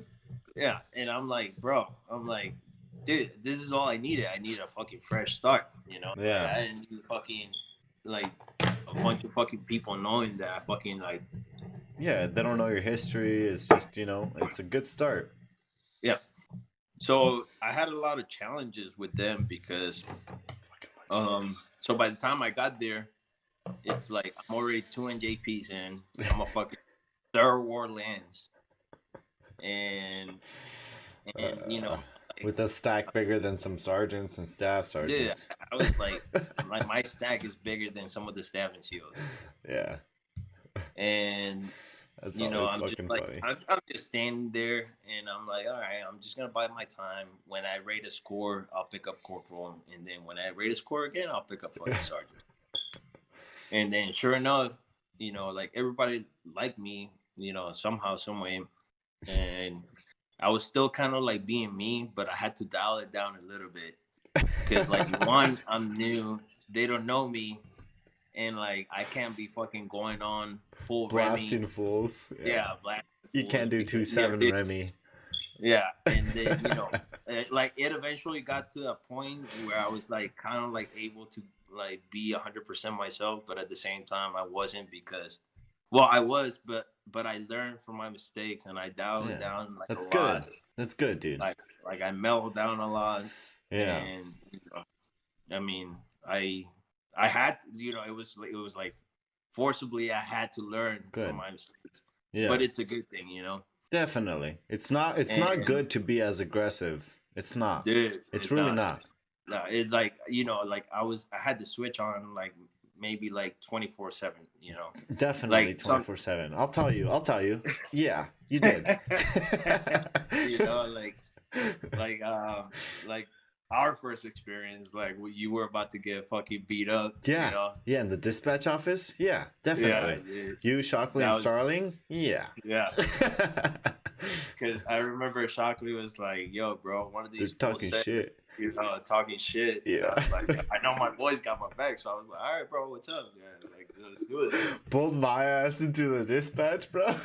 Like, yo, I'm you not. just got here and you want to talk shit? Yeah. What the fuck? That's Who what was the my fuck? point too. Like I went in there, I was like, "What am I retarded? Am I just gonna talk shit? Like, am I just gonna?" No, but apparently Kanan is. Which is funny, bro, because fucking Kanan, I love Kanan, bro. I love Kanan to death. Like I haven't talked to him in a minute. I haven't But talked to him in a while. yeah, but when I've talked to him, I just talked to him. You know, I miss that mother because like when we went to Kuwait, we stood post together, and you know when you're standing post, You you're talk. fucking, you're 12 hours with a motherfucker just Oh, standing you there, talk. Yeah. and you just, you know, I was just talking, so it ended up me and Kanan and like on post, Yeah. and You we're get to know just each talking, other. dude. Yeah, you get to know each other, and you bond, regardless if you want it or not. You bond. Yeah, you know? absolutely. And then we ended up bonding. And then I remember I just, you know, I still talk shit to him, but you know, it was like, all right, you know, he's one of my children, you know. So you know, it was good times. And then you know, I've seen him a couple times after that. Like after he fucking left 2-7, Yeah. I've seen him at Hamilton, you know, and like whenever I can, I talk to him. Yeah. But you know, I try to reach out to people.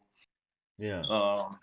We stay busy Like, sometimes, you know, like not everybody that I would like to, and like you don't get the same response from everybody, you know. Like I feel that.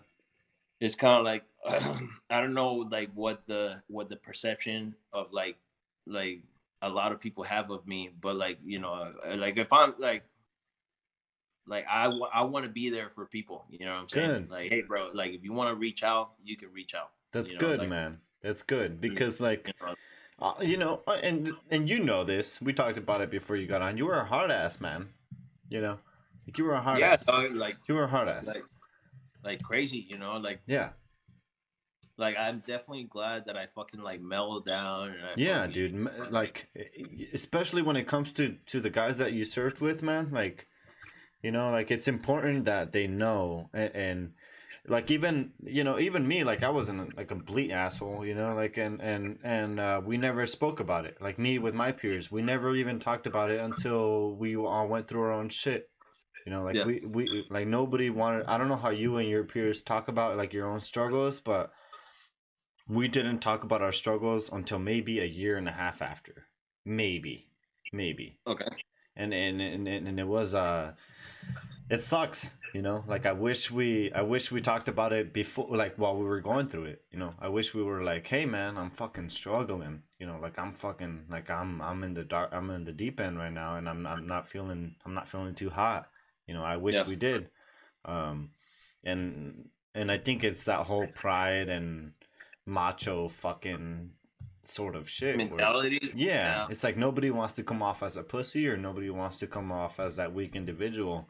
And if you are listening to this and you are in my peer group, fucking hit me up, dude. Like I'm all for it, you know. Like yeah, dude. I mean, same with me. I mean, I like one of my biggest things was like, yo, raising you guys right, you know, yeah, the way like that's why I was fucking hard because like yo, I need somebody to take this spot.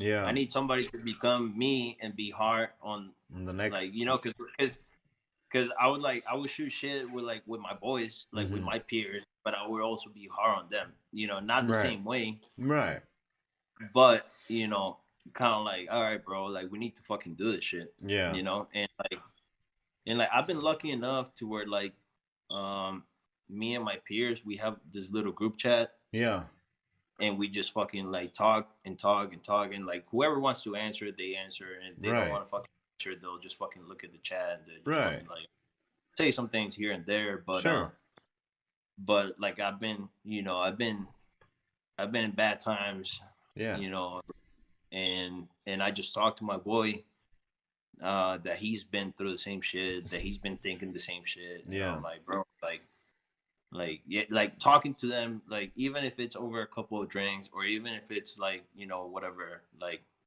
it helps, it dude. It helps helps a lot. drastically. It helps so much. Like I never It thought it definitely would. I never Yeah. thought it would, and it fucking helps. I reached out to Gunny Rap, dude. I reached when I was going through my shit. I didn't, and this is the thing. Like, I didn't feel comfortable, right? I didn't want to be the bitch in the group, so like, I didn't feel comfortable reaching out to my boys because I was like, man, I don't want them to think I'm a pussy, and I don't want them to think I'm this, I don't want them to think I'm that. And I hit up Gunny Rap, and I was like, yo, dude, like, what do you do when you're in these, when you're feeling this way, right? Like, when you're, I was that close, man. Like, I was Yeah. right, I was right there. I was on the edge, man, and it's not like I went through some hardcore shit, but I think it was just a fact of like separating and not being around my people, right? Yeah. Because nobody understands you like the guys that you served with. Nobody will ever understand you like the people that you went through that fucking hardship with, and those long hours, those long nights, those fucking long months without a day off. I don't think anybody will ever feel what you felt, and is able to comprehend that shit. And I No, think definitely not, bro. no, not at all. And you can explain it as much as you want to a civilian or just a regular person, and it's still not gonna be that same sort of that same emotion attached to it. Um, so obviously you went to a CLB 7, and how would you say that fucking that big change was from going to a Victor unit? You were saying that you had to change your approach to people, but like, would you say that that it affected you a little bit, like changing it up? Yeah, definitely. I mean, it definitely did. I mean, when I switched units, it was the first time that I worked with females as well, All right. and that was a huge change. I Yeah. mean, not online. I wouldn't say huge, but it was like just kind of like, It's all different. right, yeah, it was definitely different. Yeah. It was definitely like a learning process. Yeah. I couldn't fucking like I saw the stereotypical like, hey, this is the female that fucking like breaks down, but then Oh. that breaks down and fucking like, oh, I'm broken, I can't do this or I can't do that. Yeah. But what I also saw is like some of the dudes were also the same way. They were like, oh, like my shoulder hurts, I can't do this, or my back hurts, I can't do this. Like, bro, like, are Yeah. you kidding me? You're in CLB 7, bro. What do you mean? Yeah, How'd like, you break? Did you go overseas? so Did you wear full kit for fucking however long? yeah, dog. It's like it was crazy, dude. Because you're talking like I'm talking to like their rules were different. Yeah. Like if if they were wearing a fucking flag, they didn't have to put like the sappy Sappies plates then. on. Yeah, and I was like, yo, bro, I'm about to do a fucking sappy check. What's up? Boom! Yeah, no, but I'll do a fucking kick, dog. I'll fucking kick those motherfuckers. And it was fucking. I mean, it's funny because it's like it's That's funny to funny. see how like some kids will fucking like take it Yeah. and be like, all right, like I'm gonna learn from this, and I'm fucking like, if I don't have my sappies, then fuck, I'm fucked. But if I have But if my you have your sappies, sappies, I you're dig it. solid, Yeah, yeah, as you would and then be. You know. you have the ones that I would know, like I would already see the ones that are like, yo, if I kick this motherfucker, he's probably gonna fucking say something. So I'm like, Yeah. yeah, I'm not gonna do anything. Like, Yeah. You and it have to was such read a people. You have to read people yeah, for sure. and it was such. I mean, and then they're like they're I wouldn't say they're not they train a lot. Like we train a lot. We train. That's all we did. We train. So you train and you Yeah. train and you train and you train. Yeah. But the problem is that you train so much that you're like pretty much you're training with no purpose.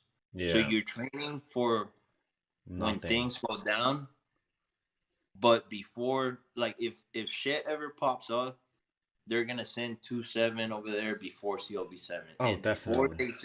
before they send CLB 7, they're gonna send so many fucking other units. Seventh Reg or something.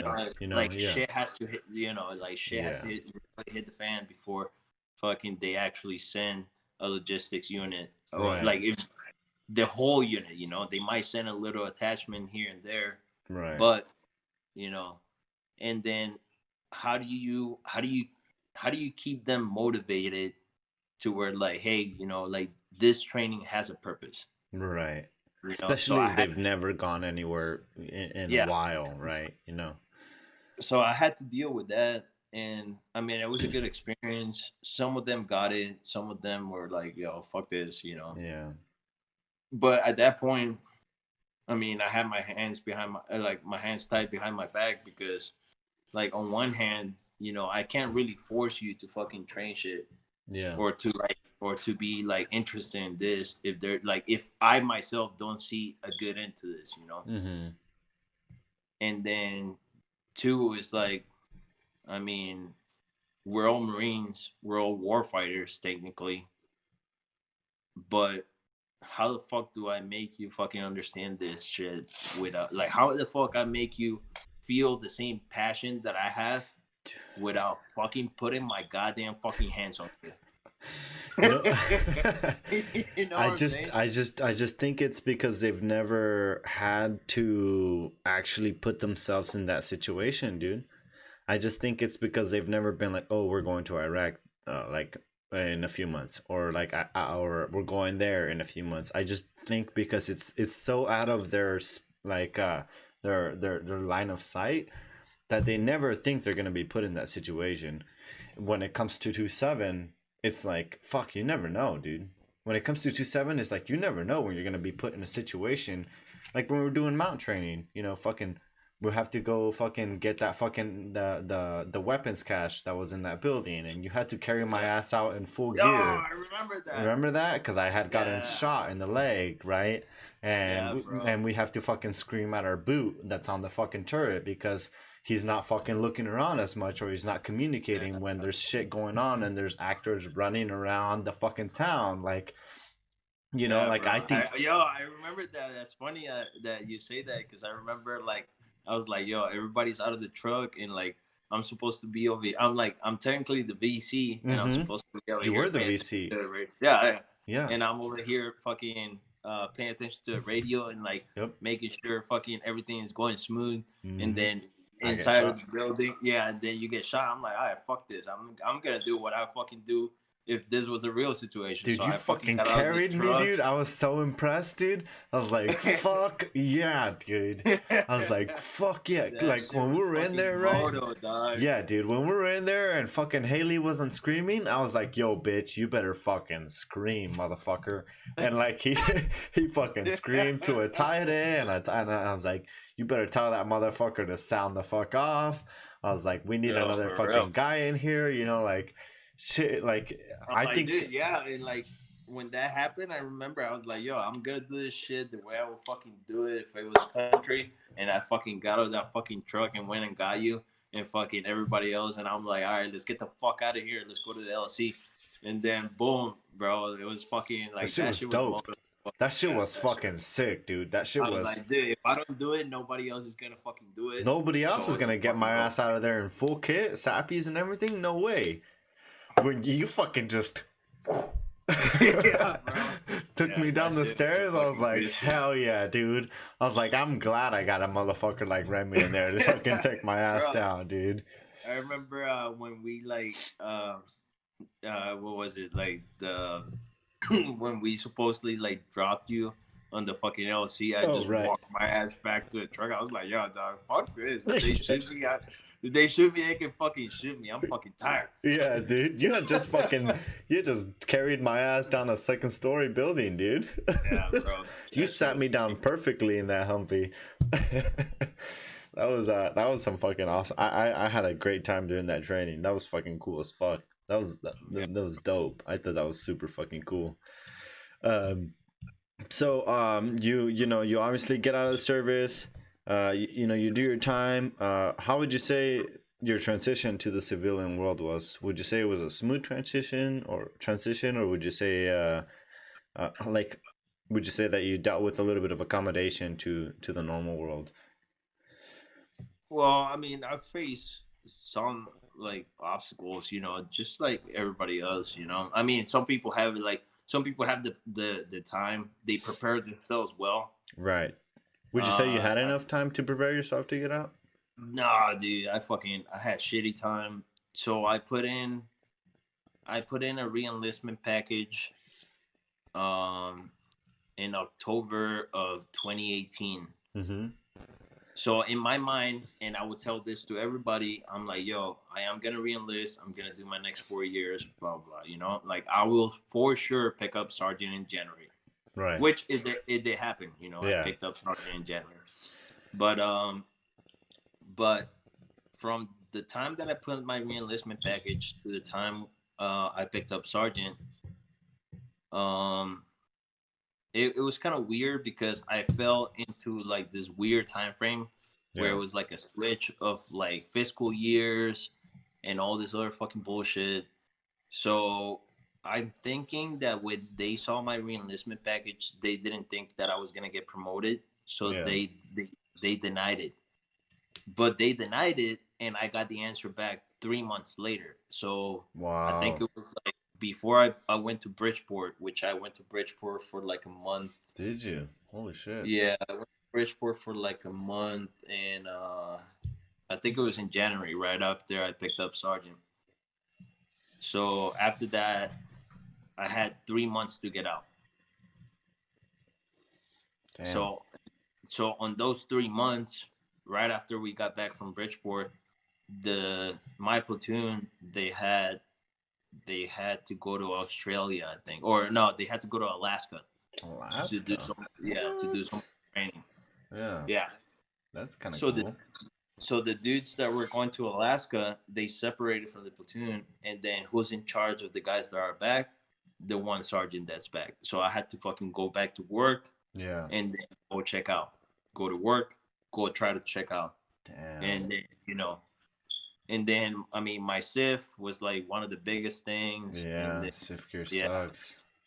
So I mean I did when I separated, um I did get paid like a good, I mean, kind of like a good chunk of money, Mm-hmm. but it's kind of like, hey, we deny you reenlistment. You try to reenlist, we deny you reenlistment. So here's some money so you can like all right, shoot, like get out, you Wow. know? Really? Yeah. Yeah. And then when I got my rating disability, they were like, okay, that money that you got to get the fuck out, you're gonna have to pay it back before you start getting your monthly payments. Yeah, dude. What? Yeah, dog. They So it's made not so it's not like they're actually like giving. they're They're not actually giving it to you. yeah, they're not giving it to you for like free fitty or like, you did a good job, Right. like here's this money. They're like, here's your money. We Yeah. expect you to pay it back if you're fucking broke. So if I Jeez. had so if I had never done a VA claim, Yeah. they wouldn't have asked me to pay the money. But since I got a fucking rating, They were and like, you need to they're pay us back. they're like, yo, this is the government's money Wow. that we gave you, so we're gonna hold on to your checks, and then once this whole amount is paid off, Then you'll get your then you're disability gonna start rating? getting paid. Yeah, Wow, dude. Wow. That's fucking dirty. that's fucking dirty as fuck. That's so Which dirty.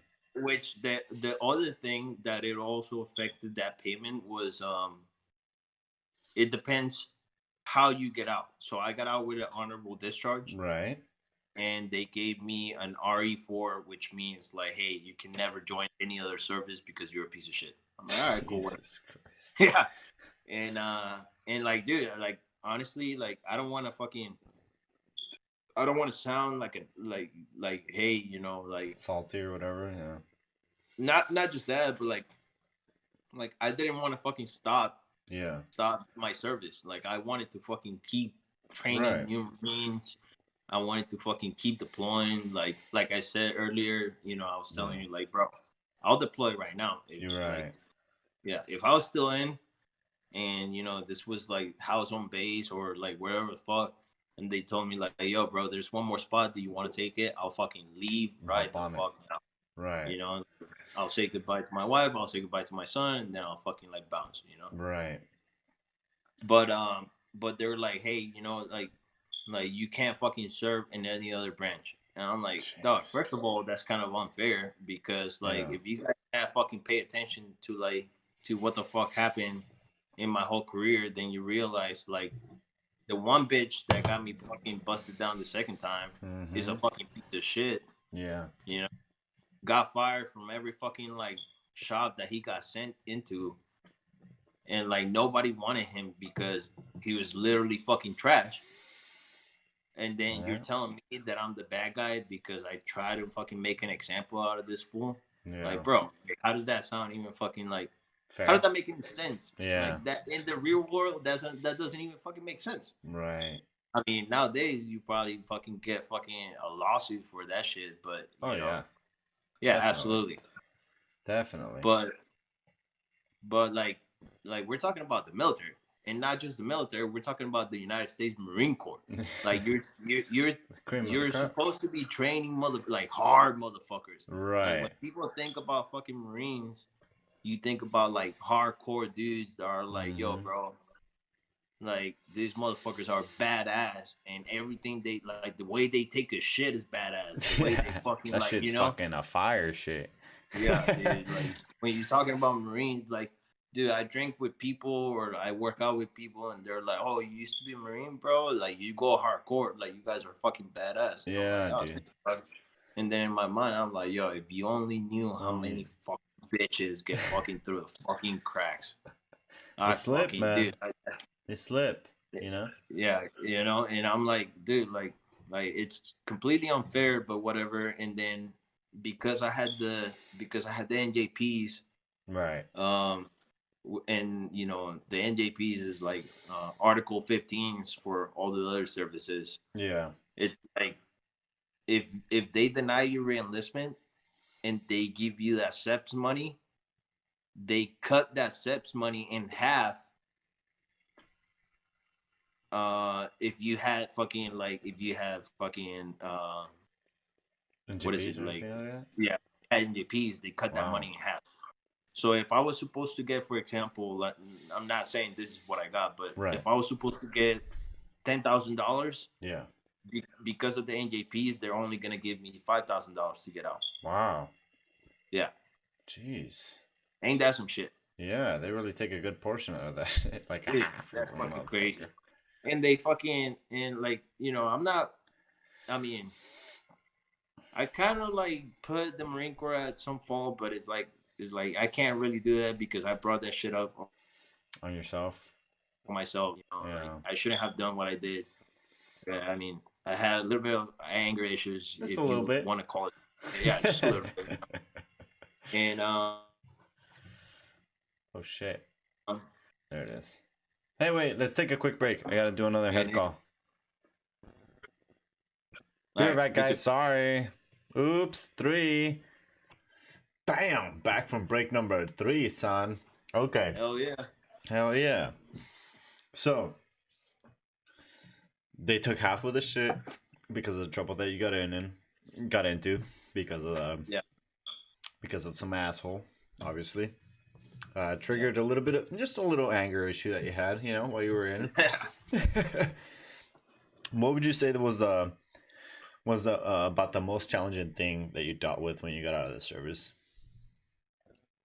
Well, I want to say like I didn't have that like, yo, I got my D-214 in hand and I'm fucking glad I'm out. Like, you know, I did have some things planned out, but like, you know, plans don't always go how you want them to. So They don't. Especially now with this fucking COVID, like, you know, it's put like what I wanted to do on hold. But definitely like I mean, I joined late, so I had a life, like a grown-up life before I fucking went in, you know. So it wasn't that hard to transition out. Right.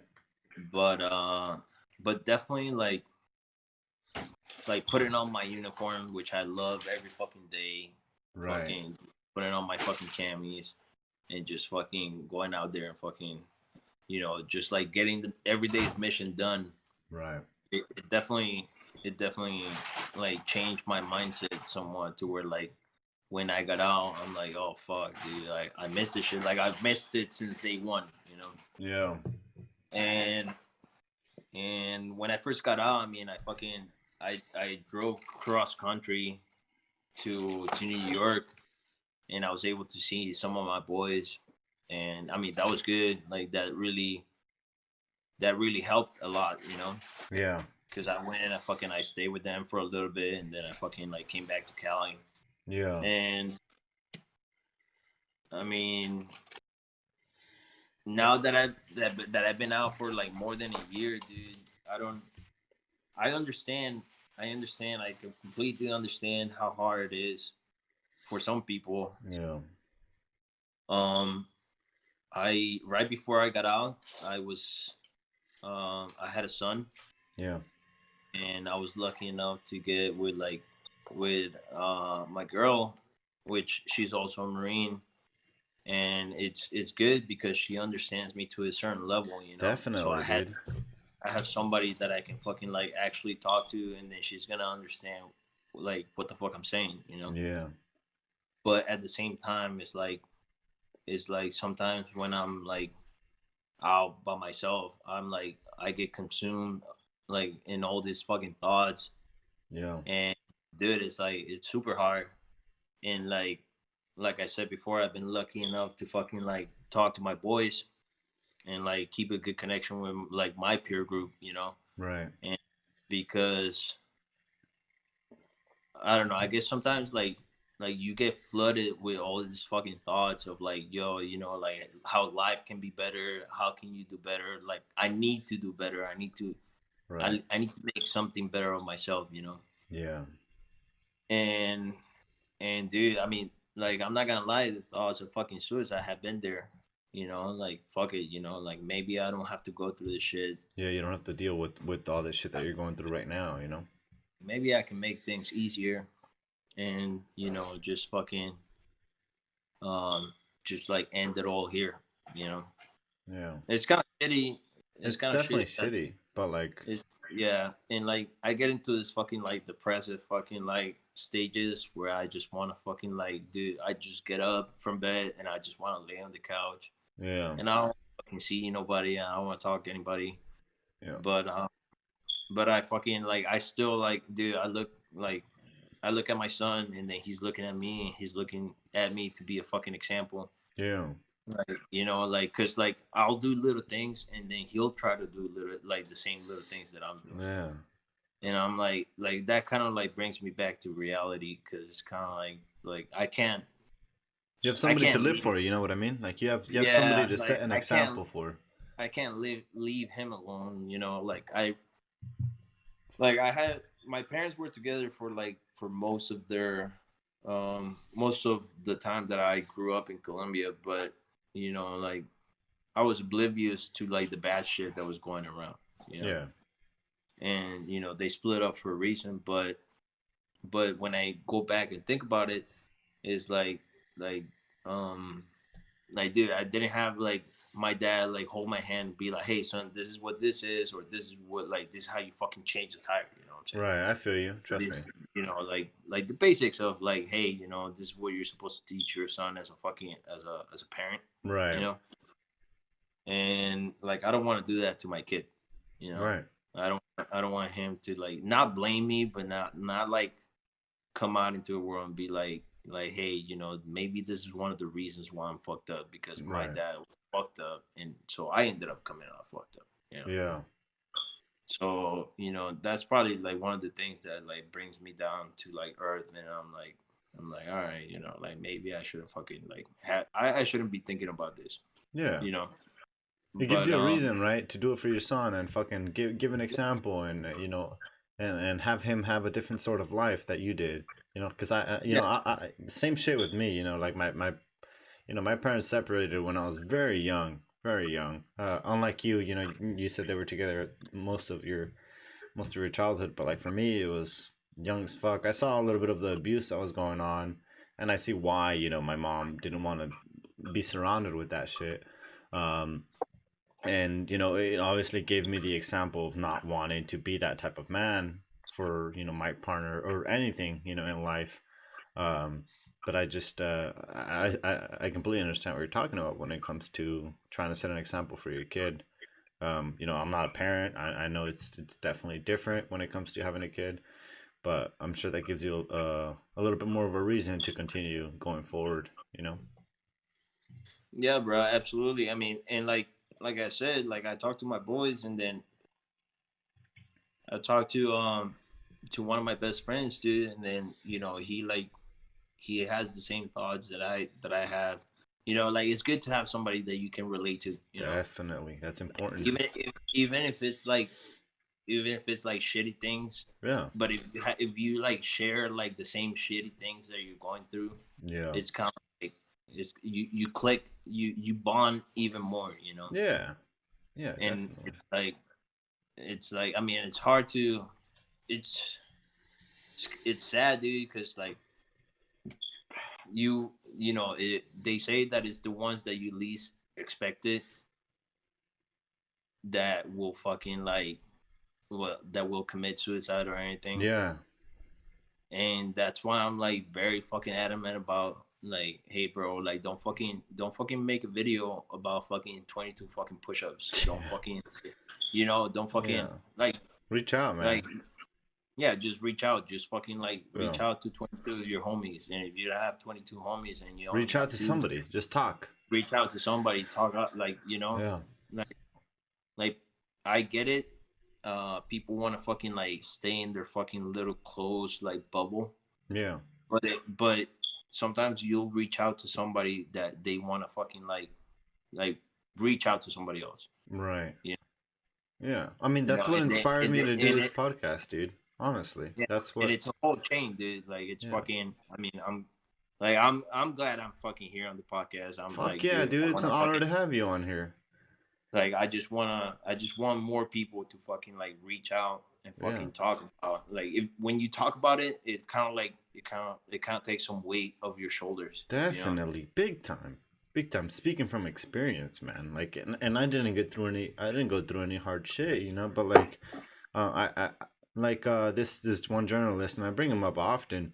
He's a combat journalist, and he says we might be calling it the wrong thing. We might be calling it PTSD, right? But I think it's like he calls it a post-service alienation disorder because Yeah, you're so accustomed to this sort of culture, right? That it's like a fucking sorry, it's like a sort of fucking group. It's a very tight knit group, and then when you get out to the real world, right? You get out to this community that is very fucking separate and very isolated, and you don't have those fucking people that you can depend on like you can when you're in the fucking service. And it's yeah, a dude.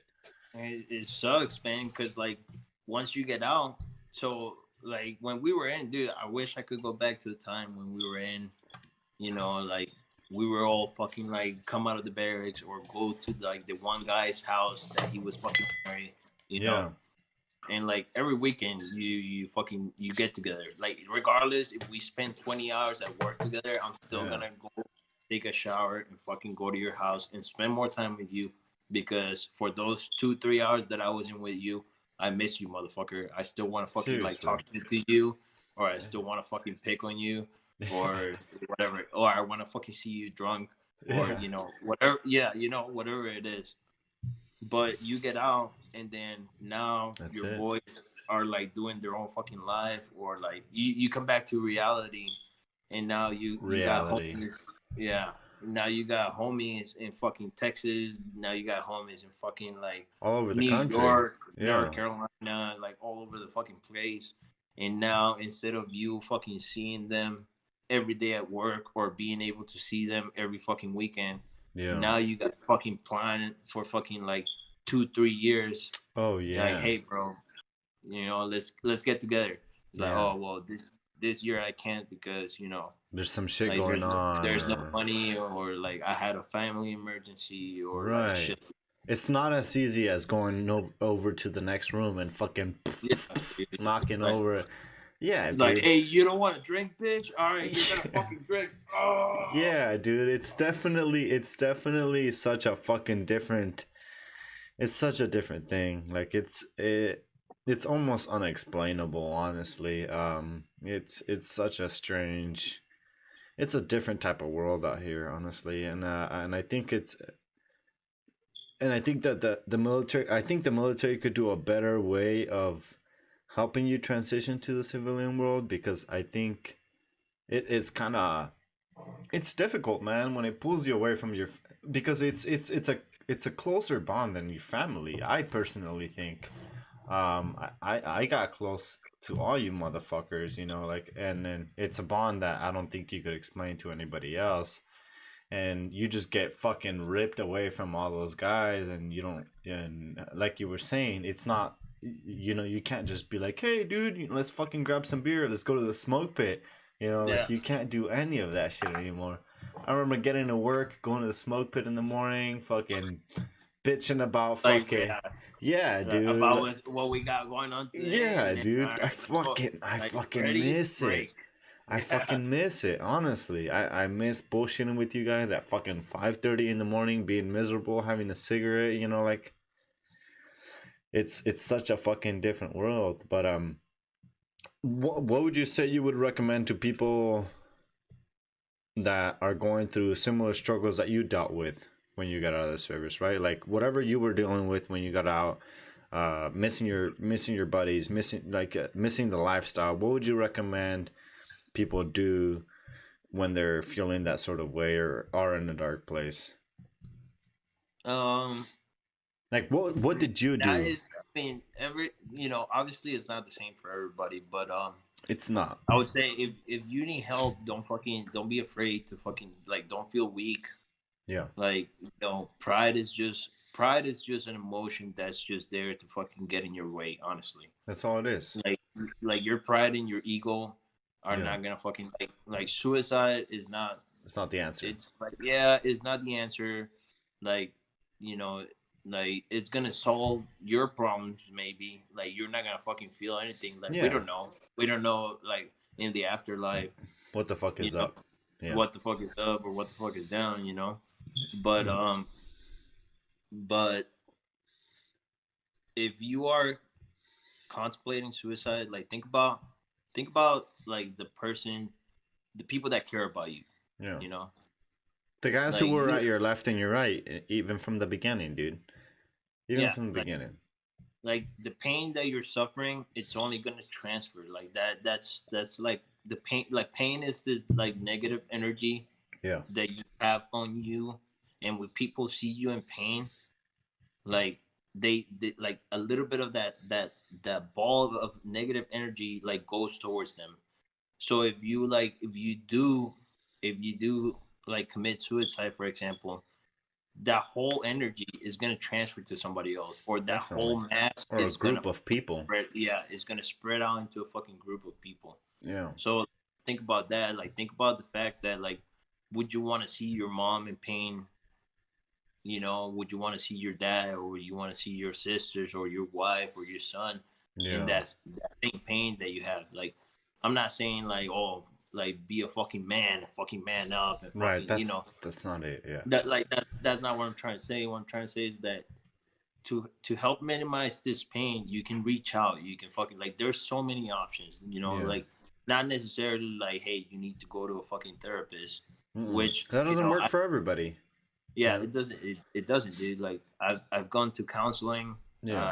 I think the counseling has helped or Yeah. has worked, but now I'm gonna go see a therapist. All right, and then like I said before, like talking to my boys like That helps, helps dude. so It helps. much. It helps It so much.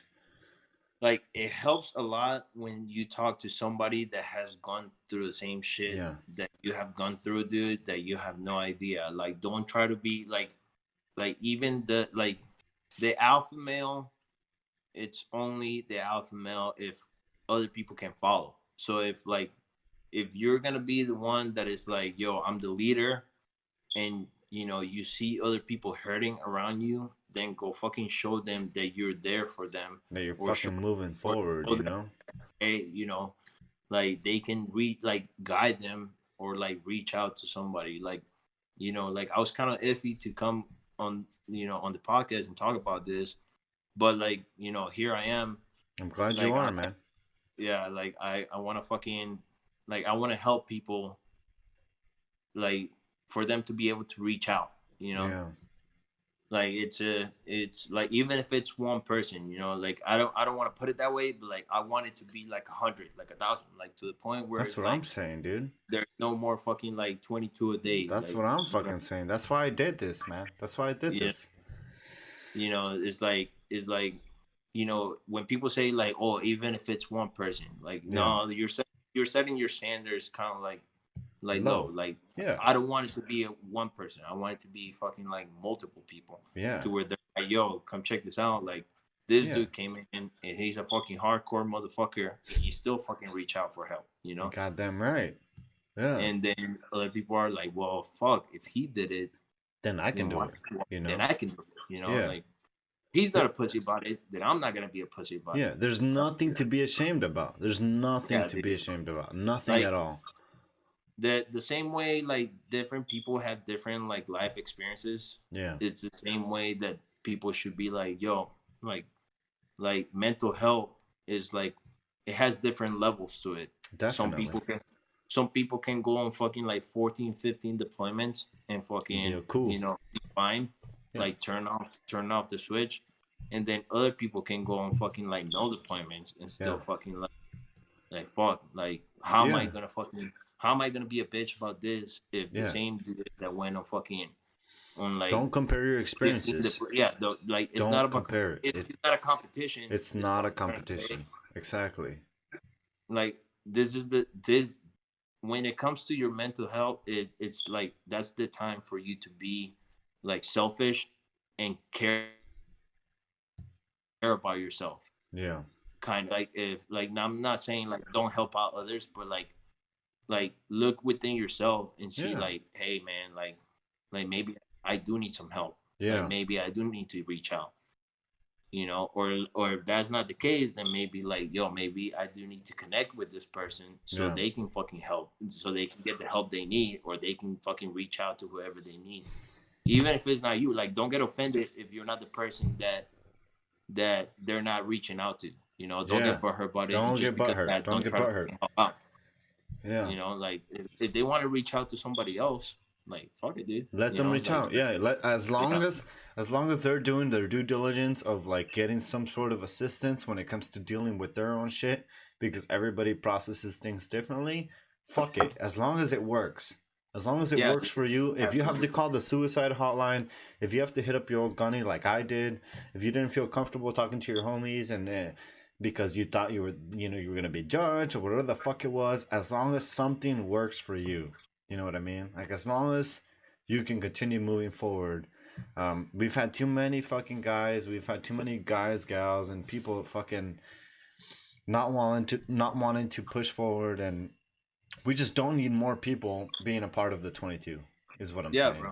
You know what I mean? We don't. Like, you guys fucking do whatever you can for this fucking country, and whether it's for the right reason or not, like, fucking, you gave up your youth, you give up your body, because your body is not the same after you get out of the service. No, dude, Not at absolutely. all. Yeah, And I feel like I look good for fucking 31, and people are always like, that's "Yo, what I'm bro." saying. They're like, "Yo, you're 31," and I'm like, "Yeah," and they're like, "Damn, bro, you look like 24," and I'm like, "Oh, I thanks, feel like man." But like 50. on the inside, I feel like I'm fucking 50 or 60 years old. Yeah, Like, dude. I Yeah. wake up with fucking knee pain, Back back pain, pain, like, lower back this, pain for sure. You yeah, know? I and feel you, brother. fucking, I feel you.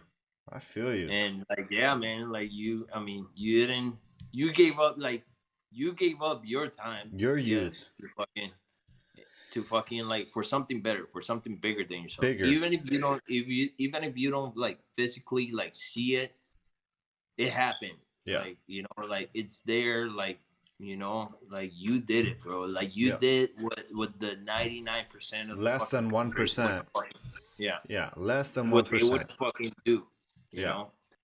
So, you know, for the ones that are still here, and for the ones that are thinking about fucking, you know, not being here, is like, dude, don't leave us yet. Don't There's leave hope. us, dude. We need people like that around here in this country. We need people that are willing to fucking give up their youth and willing to give up their fucking their bodily health for other people in this country. We need that sort of fucking mentality, because Yeah, bro. without them this wouldn't be what we are now. Yeah, Honestly, well, we are now. We wouldn't be able to be doing this we this wouldn't be the podcast. hottest shit on Yeah, earth. You know what I'm saying? dude. Goddamn right, brother. Yeah, fuck yeah, Shit. bro. Well, you know what, dude? You know, on that note, I think we're gonna fucking cut it here. I fucking really appreciate you being on here. You know, it was my pleasure to having you on here. Um, are there any last things that you want to say? Any shout outs? I know you're working with the company. Um, Oh yeah, man. If you know, if your followers and people that like your page, uh, when we're creating a brand, like a gear brand, but like the ultimate goal is to have something like you're doing it. yeah, It's having, you know, like talking about veterans transitioning it out and what fuck their yeah, time in fucking active duty was, you know, and you know, like just helping veterans out. You know, like eventually we'll have like, you know, like professionals like a therapist, you know, like people that's like that are like, you know, like if you actually like if you need to reach out to somebody that you feel like it's more qualified to help you out, then absolutely. But so the brand is called Combat to Combat, and it's pretty much like hey, you know, like your battle against your demons, you yeah, know. And you know, like we're on Instagram, and you know, like we're about to launch the gear on fuck December yeah. 1st. I bought a So shirt. yeah, man. So yeah. Well, fucking, I'll rep your shirt. Hell You yeah, can rep our homie. shirt. You You already know, it'll be know. fucking good. Yeah, you already know. And look for the link to their page on the description. They got some sweet ass fucking gear. And you know they're sharing stories of a bunch of motherfuckers who've been out there, done the real thing, and you know are continuing to move forward and dealing with their struggles like anybody else will. Again, brother, I appreciate you being on here. Thank you for sharing your experience. I hope you guys all fucking enjoyed it, and if you did, you know, feel free to like it, share it, you know, just get the message out there because you never know who this might help. There's too many people struggling on their own. And if you do fucking have the need to reach out, fucking I'm here. I know Ramirez is here. He's a fucking hard ass, but you know, reach out to that motherfucker. Yeah, bro. Yeah, that's another thing. I mean, fucking, if people feel that they can't reach out, I mean, I hope this helps, and like this shows the other side of the fucking coin. And be like, hey, never mind. I thought he was a hard ass. Nah, he's a fucking teddy bear. Fucking. we all need Like, some help. You know what I mean? We all need help yeah, sometime. that's what I'm here for, man. Fucking, I want to help out as much as I can. And you know what? It's appreciated, brother. And you know, again, thank you for being on here. I appreciate you, man. Um, Thanks to you. I mean, fuck, I like what you're doing, dog. Like this is good shit. thanks, This is good brother. shit. Just like fucking Gunny Z would say. He's gonna bury that ass, you know. All right, guys. Stay tuned for the next episode. Yeah. Feel free to like, share it, get that message out there, and yeah, subscribe, guys. Thank you guys for and stay tuned for the next one. Peace out, y'all. Hey, see you guys. Peace.